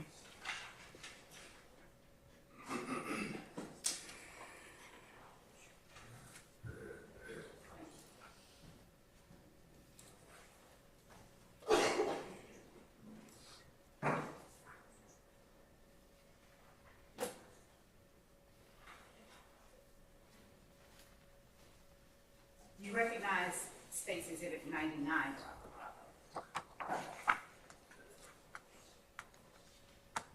Yep. How do you recognize it? It's my police resume. Okay. Is that a fair and accurate copy of your resume detailing your Yes. experience with law enforcement? Yes. Your Honor, the state tenders State's Exhibit 99 Bravo Bravo as evidence. I object to it as evidence, Your Honor. Do you know what this is? CV. I see. For the purpose. For the purposes of determining foundation, do you have any objections to that? Yeah. But it was not tendered as that. It said the evidence. Object. Tendered as. I tell you, I'm going to admit it for the purposes of foundation. That's and only that. Okay. Thank you, Judge. All right. Have you received any recognition during your time? Did you receive recognition for your work while you were in the gang unit from any sources? Yes. Would you please tell the jury about those? I don't remember what maybe it was. Thank you. 2013, I was the Atlanta Police Department's Officer of the Year. 2014, I was Atlanta Police Department's Investigator of the Year. 2016, I was Atlanta Police Department Crime Fighter of the Year. And just throughout my career, you get little Officers of the Month and Investigator of the Month, but those are the main three. And when you got those awards, tell the difference between the Officer of the Month, Investigator of the Month, or Officer of the Year. What's the difference between the two? Well, the one is for the month, and the yearly. Okay. No, the yearly ones are department wide, just your cumulative work for the entire year.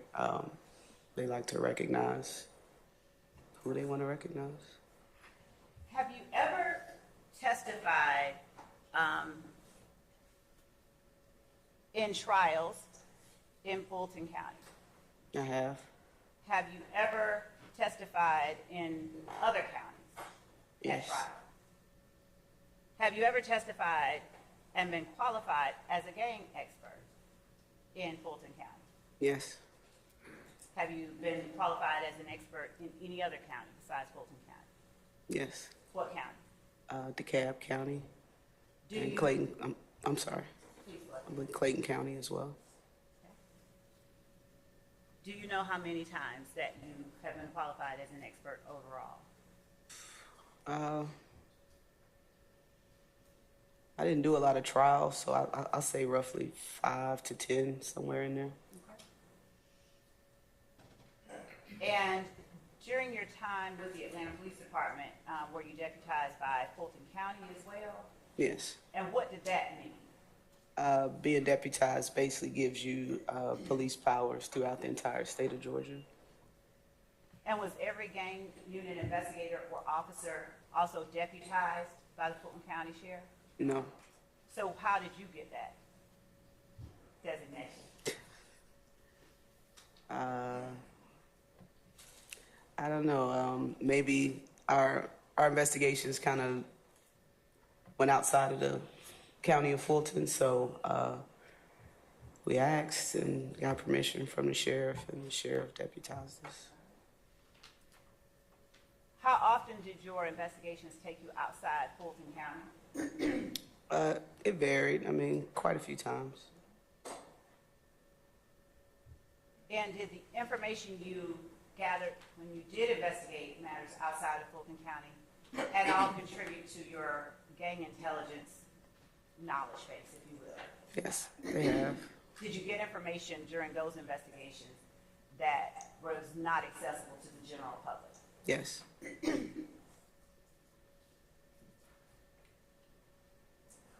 Just one moment.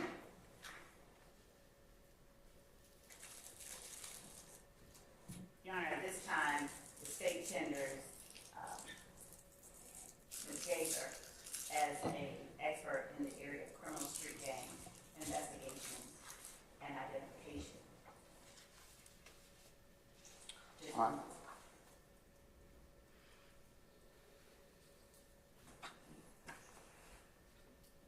And criminal street gang. What are the witness? Mr. Steele? Anyone else? Let's see. Mr. Weinstein?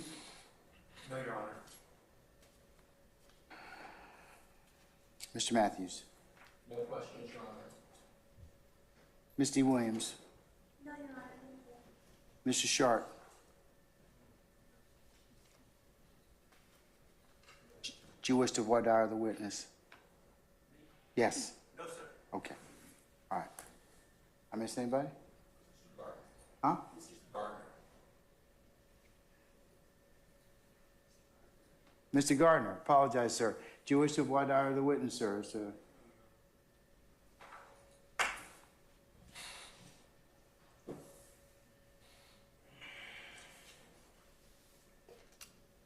What was the designation you'd like to have her?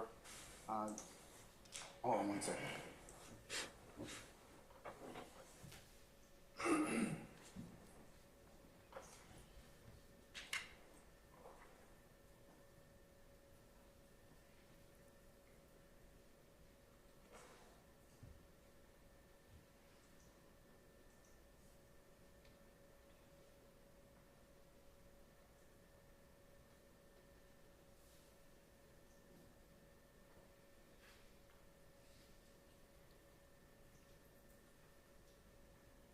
Okay, hearing no objection, the court will designate Ms. Gaither as an expert in the criminal street gangs and investigation and identification. Criminal street gang investigations and identifications as well. Said that? Thank you. Uh-huh. Thank you. Ms. Gaither, would you tell the jury how many criminal street gangs you became aware of during your time in the city of Atlanta while you were working with the gang? How many did you recognize? Do you even have a number? I don't. There were quite a few what we call hybrid gangs, which was like neighborhood gangs. And we slowly began to see a lot of the neighborhood gangs either fade away or migrate to the traditional national gangs. And what is the difference when you say hybrid gangs and neighborhood gangs between that and traditional or national gangs, as you call it? The hybrid gangs were more loosely formed. It wasn't a lot of structure as far as ranking and bylaws that they followed. The traditional gangs had more of those characteristics. The hybrid gangs were just initially neighborhood guys just committing crimes, really. But the national traditional gangs had more structure to them. What did you use, or what distinguished a group of people standing around wearing the same colors, speaking the same lingo, even using similar hand signs, from another group of people that you classify as a criminal street gang? If both sides are standing around claiming a particular gang and committing criminal activity, then they're considered a gang. And is it necessary that the people who are in the group you classify as a gang, that they be committing criminal street gang activity in order for you to classify the group itself as a gang? Sir. The law comes from the court. I'm talking about her and the way that she carried out her investigation, Sean. Under Olson versus State, which was decided 6 weeks ago, it's irrelevant with the APD policy. I didn't have policy, Your Honor. The jury has to gauge this witness. I'm going to overrule your objection, sir. You mind repeating that, please?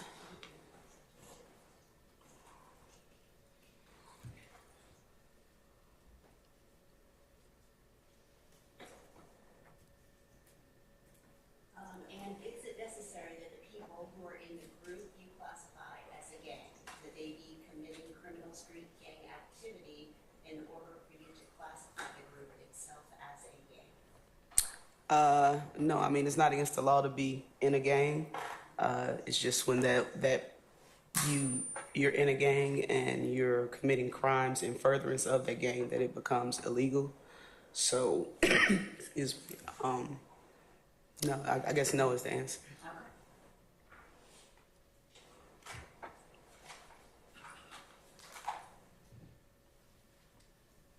When did you first, what were the gangs that you first noticed when you did begin to recognize signs of gang activity in the city of Atlanta? You want the hybrid gangs or the hybrid? First ones that you noticed in Atlanta. Some of the more well-known ones was CRG, which is Campbellton Road Gangsters. They were operating in Zone 4. We did see ROC, which was from Cleveland Avenue. 30 Deep, which operated in Mechanicsville.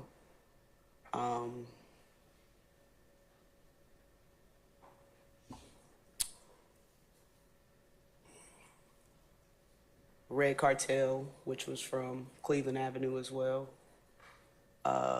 Jack City, which was Jack City Boys, which was I believe that was Thomasville neighborhood of Atlanta, excuse me. MDC, which is Most Dangerous Clique. They were out of Zone 1. Just off the top of my head, I think those are some of the larger ones. What year did you start noticing or seeing signs of those particular gangs? Maybe 2008, 9, but I thought they were just neighborhood cliques. I didn't recognize them as, oh, you guys are a gang. So maybe 2008, 2009, once I got to the gang unit, and that was the shift of focus. And what happened to cause your focus to shift on looking into these groups further? Besides your getting promoted or Transferred. I guess just the understanding of the law and what the law considered a gang to be. You know, it just kind of transformed into the work that I did and how I looked into, you know, my investigations. What type of crimes did you see being committed by these groups? All type of crimes, narcotic sales. Like I said, the big thing then was the smash and grab robberies and burglaries. We had murders that we assisted with, the homicide unit with, aggravated assault, shootings. It was everything from A to Z. Fights in schools, vandalisms, spray painting buildings and stuff. And property crimes, did you ever see property crimes being committed by gang members? Yes, that's what a smash. I'm sorry. Asked and answered. I never mentioned property. I don't think she has. I'm going to overrule the objection, sir. Yes, property crime would be like a smash and grab, burglary. We also saw a lot of auto thefts, which would be considered a property crime. Vandalisms of buildings or apartment complexes with spray paint, putting up gang graffiti, that would be considered a property crime. Prior to your getting transferred to the gang unit, if there's, say, a drive-by shooting at a house and no one's hit or hurt, generally speaking, what happens to that type of case? Is it investigated further, generally speaking, before you got into the gang unit? Relevance and also vague, which one are we talking about? I'll sustain this to vague. Thank you. I'll You can rephrase. rephrase. Thank you.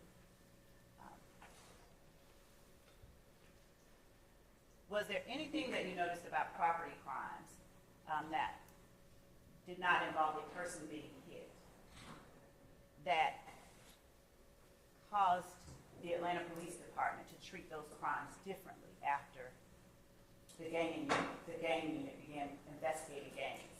Yes. Well, after a while, we noticed, I want to say it was maybe 2015, 2014, that damage to property crimes were not being investigated.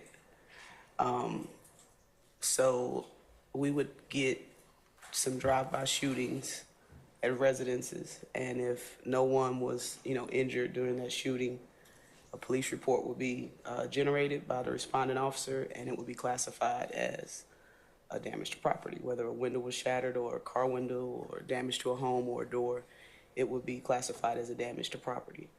Well, those reports are generated, they go to central records, and that was it. It was no further investigation. So once we discovered that that was occurring, we basically went back some months and found quite a few damage to property reports that were, what we later found out were related and just hadn't been investigated. Could you do me a favor? Could you speak directly in the I'm microphone? sorry. And use your outside voice so we can. This one? Yeah, that one. That's Okay. right. So we can hear you a little better. Thank you. Yeah. Yeah, so we essentially went back to investigate a lot of these damage to property reports, which we found were related to a ongoing bigger investigation, which changed how Atlanta police categorized damage to property reports. Did those damage to property reports mainly involve shootings at residences where no one was actually hit? Yes. The ones that we were focused on, where it was shots fired calls or residences shot, if there wasn't a person necessarily like standing in the window or standing on the porch, and it was just, the property was damaged, that's what the crime would be a property to damage to property, and it wasn't being investigated. At any point during your time with the Atlanta Police Department, did you become familiar with a group calling itself Young Slimelight or YSL? Yes. Do you recall when it was that you became aware of the existence of such a group? Roughly 2013. And what put that group on your radar? Well, the group was essentially already on the radar from its affiliation with Raised on Cleveland Rock Crew. And we began to see the members who we had previously identified as members of Rock Crew were now claiming YSL Young Slime Life. So, I mean, they had already been on the radar. It's just we hadn't heard of the name Young Slime Life before. And were the members that you became aware of only from Rock Crew, or were there any other groups that you saw these members had prior affiliations with? Yeah, we saw early on members from Red Cartel were now claiming to be Young Slime Life. We saw, I believe it was Block 125 or 125 Block, something like that. They were associating themselves with Young Slime Life. And later on, years later, we began to see members of 30 Deep were now claiming to be Young Slime Life. So, and then the traditional gang of Sex, Money, Murder began associating, or the association connected with Young Slime Life. When you first became aware of the existence of a group called Young Slime Life, or YSL, did you find any criminal activity being committed by members of that, or did you just hear generally of the group itself? Yeah, Rock Crew early on and Young Slime Life, we investigated numerous crimes from robberies to auto thefts. Rock Crew were responsible for quite a few ATM thefts in the city, smash and grab ATM thefts. So those were the crimes early on that were associated with them. And based on the training, experience, intelligence, and knowledge that you gained during your time at the Atlanta Police Department's gang unit, do you classify Young Slime Life, or YSL, as a criminal street gang? Yes. Did you identify persons who were either members of or associated with Young Slime Life during your time with the Atlanta Police Department? Yes. How did you identify those persons as being affiliated with or members of YSL? Refer back to the 6 points that I was taught by APD on what we look for. Also, the main one was self admission or self-representation. And were there particular victims that were being targeted in those robberies you mentioned, or no particular? In other words, who were they robbing? I don't think it was a particular group of persons. Whoever had something that they wanted, I mean, it wasn't any boundaries on who. Was it uncommon to see robberies of drug dealers by gang members? No, it wasn't uncommon. How often would you see that? Happened all the time, but we didn't get a lot of reports from the drug dealer to say they stole my drugs and money. So, but sometimes we did. And when you got those, did you investigate the robbery itself? Absolutely. And did you, even though the victim is a drug dealer, did you try and prosecute the person who robbed the victim? Absolutely. Okay. Did you identify specific people that, based on your training, experience, knowledge, and background, were members of YSL? Did I investigate? Did you identify? Identify, I'm during your sorry. time? You may, sir. Step up.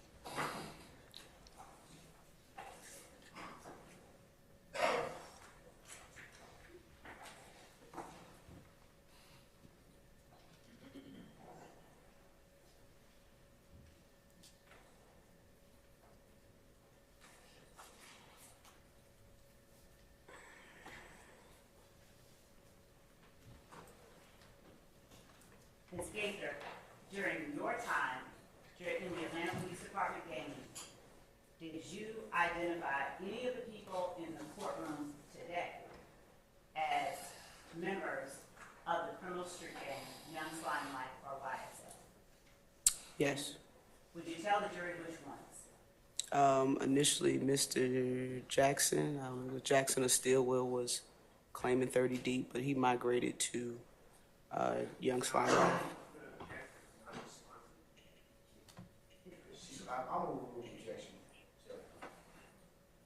You may go ahead. He eventually migrated to Young Slime Life.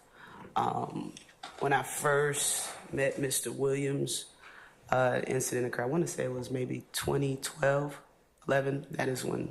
No, just. Okay. Just I apologize. yes, no problem. Mr. Williams and Mr. Jackson was Stillwell. And by Mr. Williams, what first name? Jeffrey. And is that the extent of the persons during your time at the Atlanta Police Department gang unit that you were able to identify as it relates to the people in this courtroom as members of the criminal street gang YSL? Objection has been answered. No.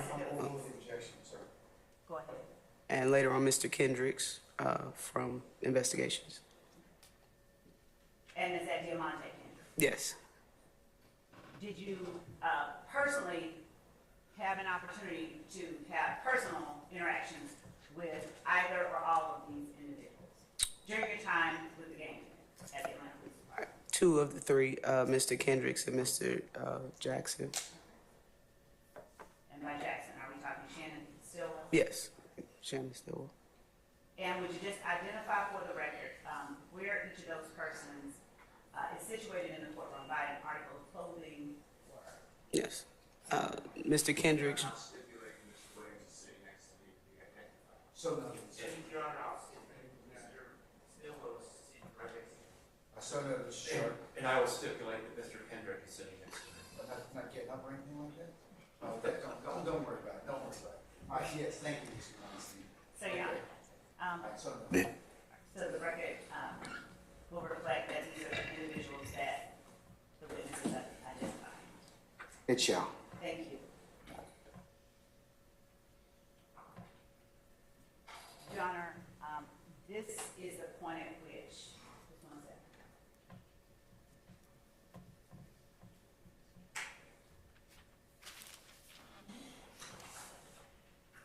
Let me also ask you, did you ever have any interactions with a Walter Murphy? Yes. Did he go by the name DK? Is that the same Walter Murphy we're talking about? Yes. Did you identify Walter Murphy as a member of the criminal street gang, Young Slime Life, or YSL? Yes. And what about Trontavious Stevens, who may have gone by Tick or Slug? Did you ever have any opportunity to interact with him? Yes. And did you, based on your knowledge, training, experience, and background, determine whether or not he was a member of the criminal street He gang? being who? Who, madam? Trontavious Stevens, my apologies. Yes. As a member of the criminal street gang, Young Slime? Yes. What about Helen Treadwell or OG Denver? Yes. He's also a member of the gang YSL. Yes. And what about Antonio Sledge or Montuna? Is he also a member Yes. of YSL? Yes, ma'am. Quindarius Zachary or Lil D? Is he also a member, based on your training, knowledge, and experience, of the gang called YSL or Young Slime Life? Yes. Demekion Garland, is he also a member of the gang or criminal street gang called Young Slime Life or YSL? Yes, as well as another one. When you, as well as Another gang as well. what is the other gang? 30 deep. What about Demise McMullen or Nard? Did you have an opportunity to classify or determine whether he was in a gang? Yes, YSL. Kenneth Copeland or Woody? Yes, YSL as well as 30 deep. Is YSL the only gang affiliation that you determined for Shannon Stillwell or Shannon Jackson? Your Honor, ask the answer. I sustain the objection. Thank you. And Your Honor, at this point, the state is get into this witness as a fact witness. Okay. Ladies and gentlemen, given that one of your members has to leave, it might be just for an appointment that we've already talked about. It might just be better if we just broke and recessed for the day. I let you just have lunch and just go ahead on and enjoy your afternoon. So what I'd like to do is just recess you all for the day. 1 second.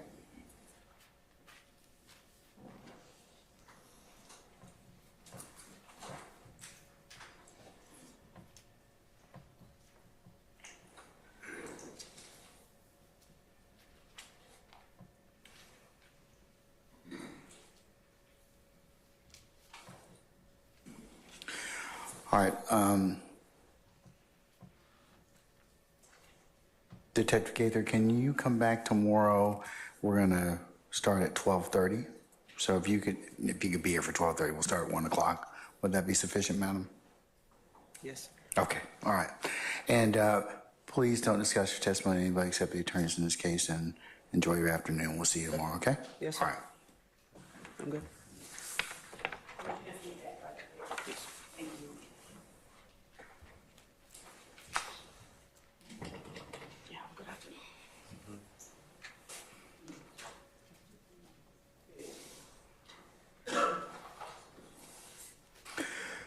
Ladies and gentlemen, any ministerial inquiry of me? No. Okay, let's go through your admonitions. Since you will be breaking for the rest of the day, leave your notepads in the basket in the back. Don't discuss the cases as has been presented thus far in onesies and twosies back there. As you're waiting on us, remember that it would be a violation for you to recap or otherwise handicap the testimony, that you can only consider it when the appropriate time is given by the court and the court tells you how to begin that particular process. So that's that part of the admonition. Of course, ladies and gentlemen, do not go to any third-party sites. Do not go into any blogs or any other places to augment your understanding. The only thing you can consider, as you know, is in the four walls of this courtroom. So please do not seek any outside knowledge. Remember, if anybody should try and approach you about this particular case, either through social media or through third-party sources or just people that are interested, remember, you would need to let myself and Sergeant Ingram know immediately if somebody were to try and talk with you about this case or talk about this case inside your presence and hearing. Don't go by and visit any of the scenes that may be depicted in this particular matter. And also, ladies and gentlemen, thank you for your patience, that you've continued to give us thus far and will continue to give us as you consider this particular matter. So, ladies and gentlemen, unless you have any other ministerial inquiry of me, I'll go ahead and recess you all until tomorrow for 12:30. We'll start around 1 o'clock, and we will see where the afternoon leads us at that point in time, okay? All right. All rise.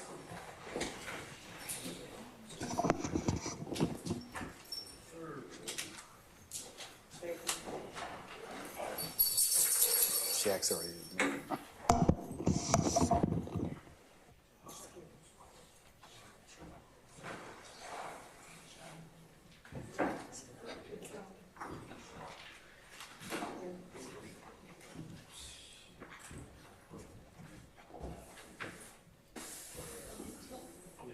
No, it needs to stay on the record.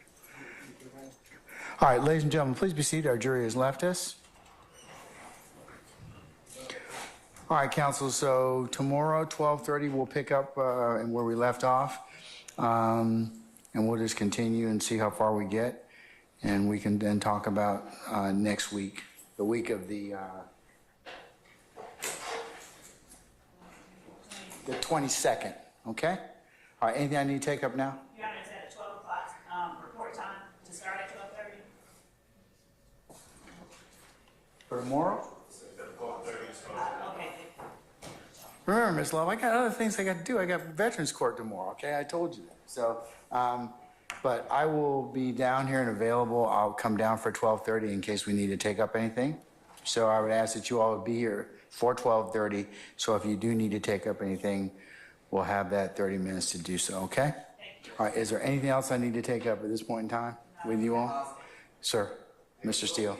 There will be, and I assume it's just, sorry, I assume it's the targeted objections, but Walter Murphy's original interview is not redacted. The state gave us a transcript that is not usable. And the only thing redacted is the exculpatory statement when Mr. Walter Murphy, which you excluded already, said that, you know, I can get killed for this, but it doesn't involve Jeffrey Williams. But remember I told you yesterday that you were welcome, but you have a differing opinion than Mr. Short does, and you may get into that particular issue. I do, and I appreciate that. And I haven't forgot, and I said that yesterday, so. And I appreciate that.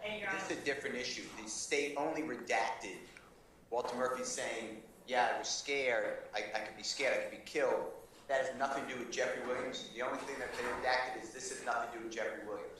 So the whole thing should be out because under the case law you have, which I have to refresh my memory, just remember it was an M case, but since it doesn't apply to any guilty consciousness, and Mr. Murphy did cooperate with the state again a couple months later in August and in February, and then testified that July 17th should not be discussed at all. In addition to that, I was told that the prosecutor questioning Detective Gaither is going to ask questions like, did you ask Mr. Murphy whether he had a gun or whether Mr. Murphy was around this person?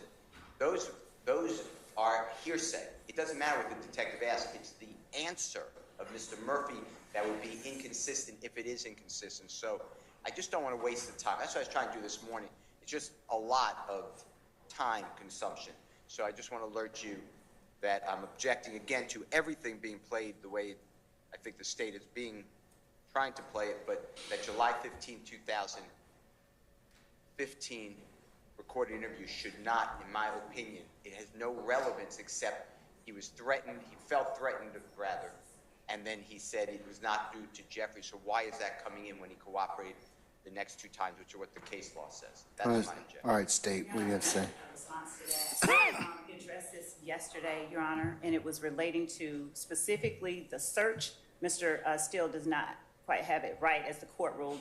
It was the search of Jeffrey Williams' home that the court excluded. That was the only thing that the court told us that we should not and could not get into. The court has never, ever ruled, as Mr. Steele may have mistakenly thought, and said that the court or the state could not get into the points with which Ms. Hilton confronted Mr. Murphy as it related to the fears he expressed regarding telling police officers what happened.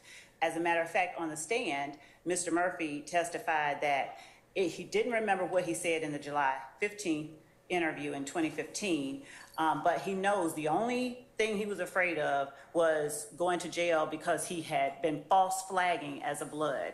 He made that assertion numerous times on the record, and that has never been the subject of a point of contention that the court has addressed that we would not be allowed to get into, because the court, as a matter of fact, looked at it, analyzing it under a party's bias, a witness's bias, or motive, or leaning towards a particular party. And I think that statute is 246622, I believe we brought it to the court. Yes. I'll look it up and make certain. But we definitely confronted Mr. Murphy with those statements. He says, I could get killed just by being here. I could get killed for looking at this video. You all pulled up. He flatly denied that. He said, when you all pulled up and that officer pulled up his mask, that alone could get me killed. Throughout his interview in July of 2015, he talked about the fact that he could get killed because he was cooperating with the police. We never said that he was talking or pointed to Jeffrey Williams, so that assertion is actually kind of confusing an issue that is not a real issue. We're not trying to say that Jeffrey Williams threatened Walter Murphy. We're saying that Walter Murphy had a reason for acting the way that he did, and that the jury is entitled to see his asserted reasons that he then denied on the stand in the context of the reasons being stated. All right. And it's not 24-6-22.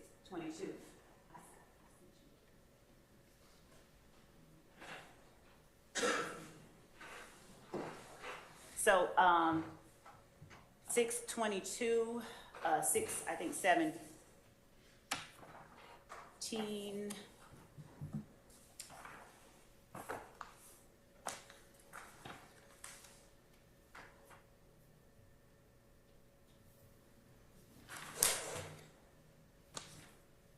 (622) and one other statute. Just one moment. 622 what? 24 dash. 24-6-622. Okay.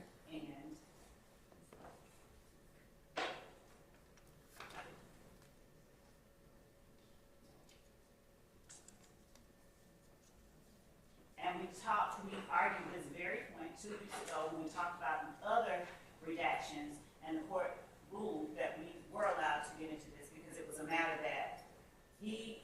Yeah, you just can't talk about just general fear.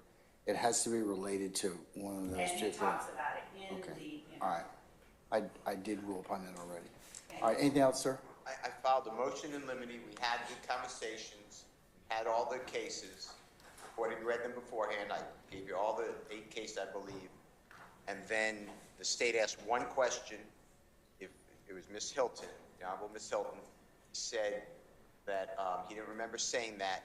Asked another question about fear. I asked approach. You said move on. Sustain the objection. I don't know how it's now going to be played, and I'm objecting to it. The court has ruled, and it is character evidence, and they took out it. The matter is bad enough putting it in, but the state has redacted. I'm objecting. The only part, after he said I could get killed for this, he said, but this has nothing to do with Jeffrey. I don't know how. Somehow that's the only part that is redacted. In addition, the state did not redact and take out all of the information about the search. And I've said it now 4 times. And I will. I'm putting everyone on notice. And I'm not saying you're going to grant it, because I heard what you said earlier. You're not going to grant a mistrial. But this is out of control.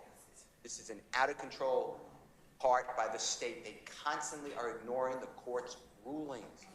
So I'm objecting. I put it on the record now, and then whatever happens tomorrow happens. I understand you could deny it. And then Well, I hope it won't come up. It won't come up because you do need to trim out that, and I trim out those particular things about the search of Mr. Williams' home. Well then, you know, here's the thing. Why don't you all get together and make sure that it's done, and you see it. So, Mr. Steele and I have had a number of conversations about taking out the part of the search. Okay, let's break it down. So the search of the house. Has the issue involving Mr. Williams' home been taken out?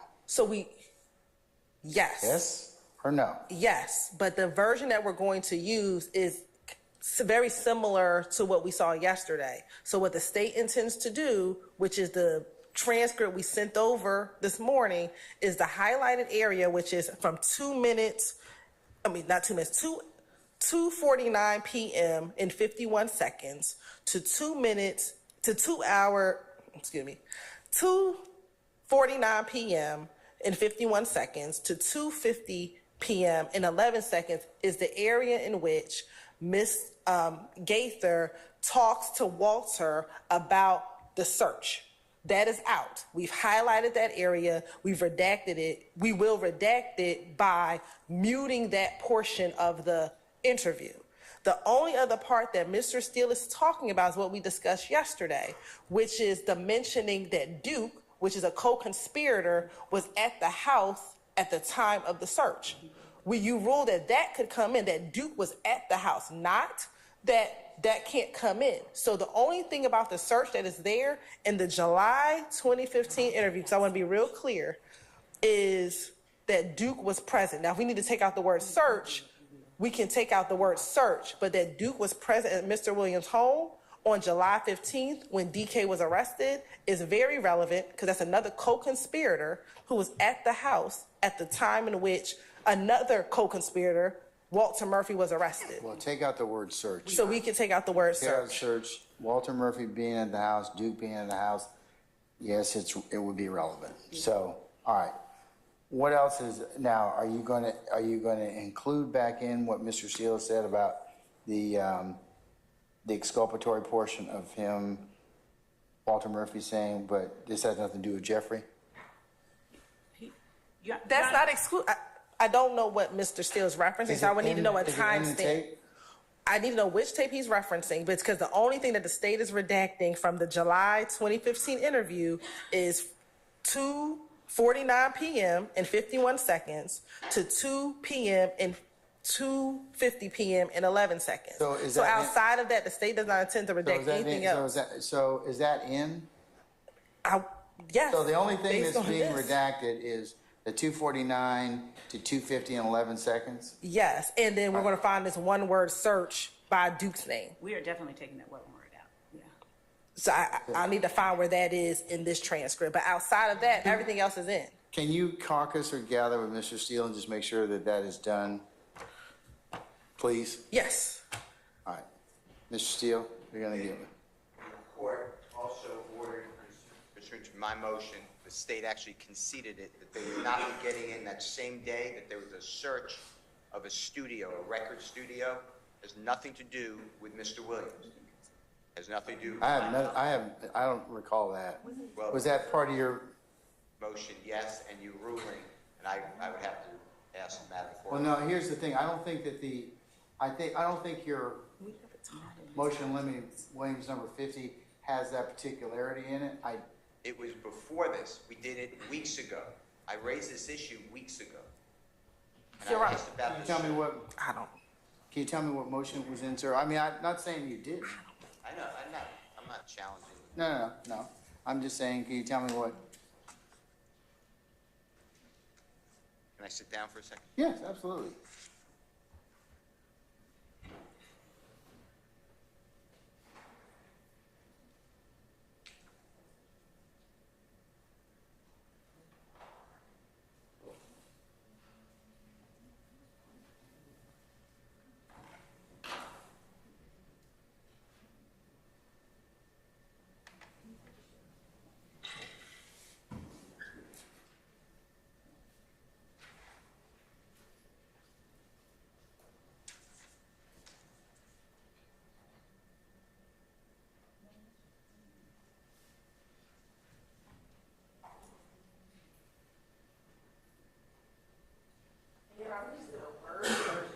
July interview, and we don't see the words. Now, granted, it's not the best transcript, but we do not see the word studio in here. So I don't believe there was anything about the search of the studio in either the July or the August interview. I don't believe we've had any argument, but the record should reflect if we did argue about the studio. But as it relates to the Walter Murphy interviews, unless Mr. Steele can direct me exactly to which interview, I definitely do not see anything about the studio, just doing a rough search of the transcript for the July 2015 interview.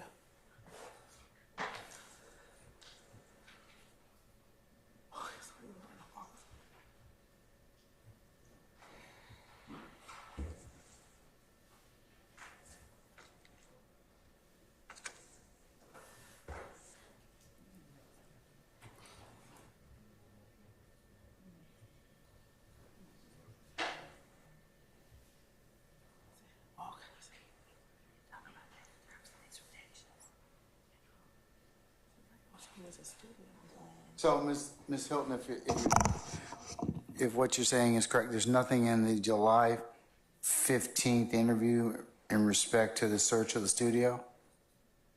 When I just did a quick search of the word studio in that transcript, that word does not come up in that transcript.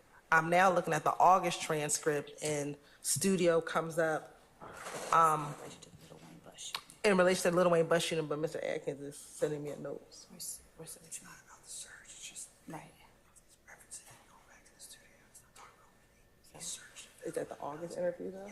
So right now, yes. So the only studio that we have right now is the August interview, in which Mr. Murphy discusses with Gaither and Dennis that after the Lil Wayne bus shooting, they go to Blue Ivory and then they go to the studio afterwards. So there's nothing about the search of the studio. Not in these interviews. There might be a different interview that Mr. Steele is referencing, but not this particular interview. Again, I could be corrected, but and Mr. Steele can direct me to where what he is referencing.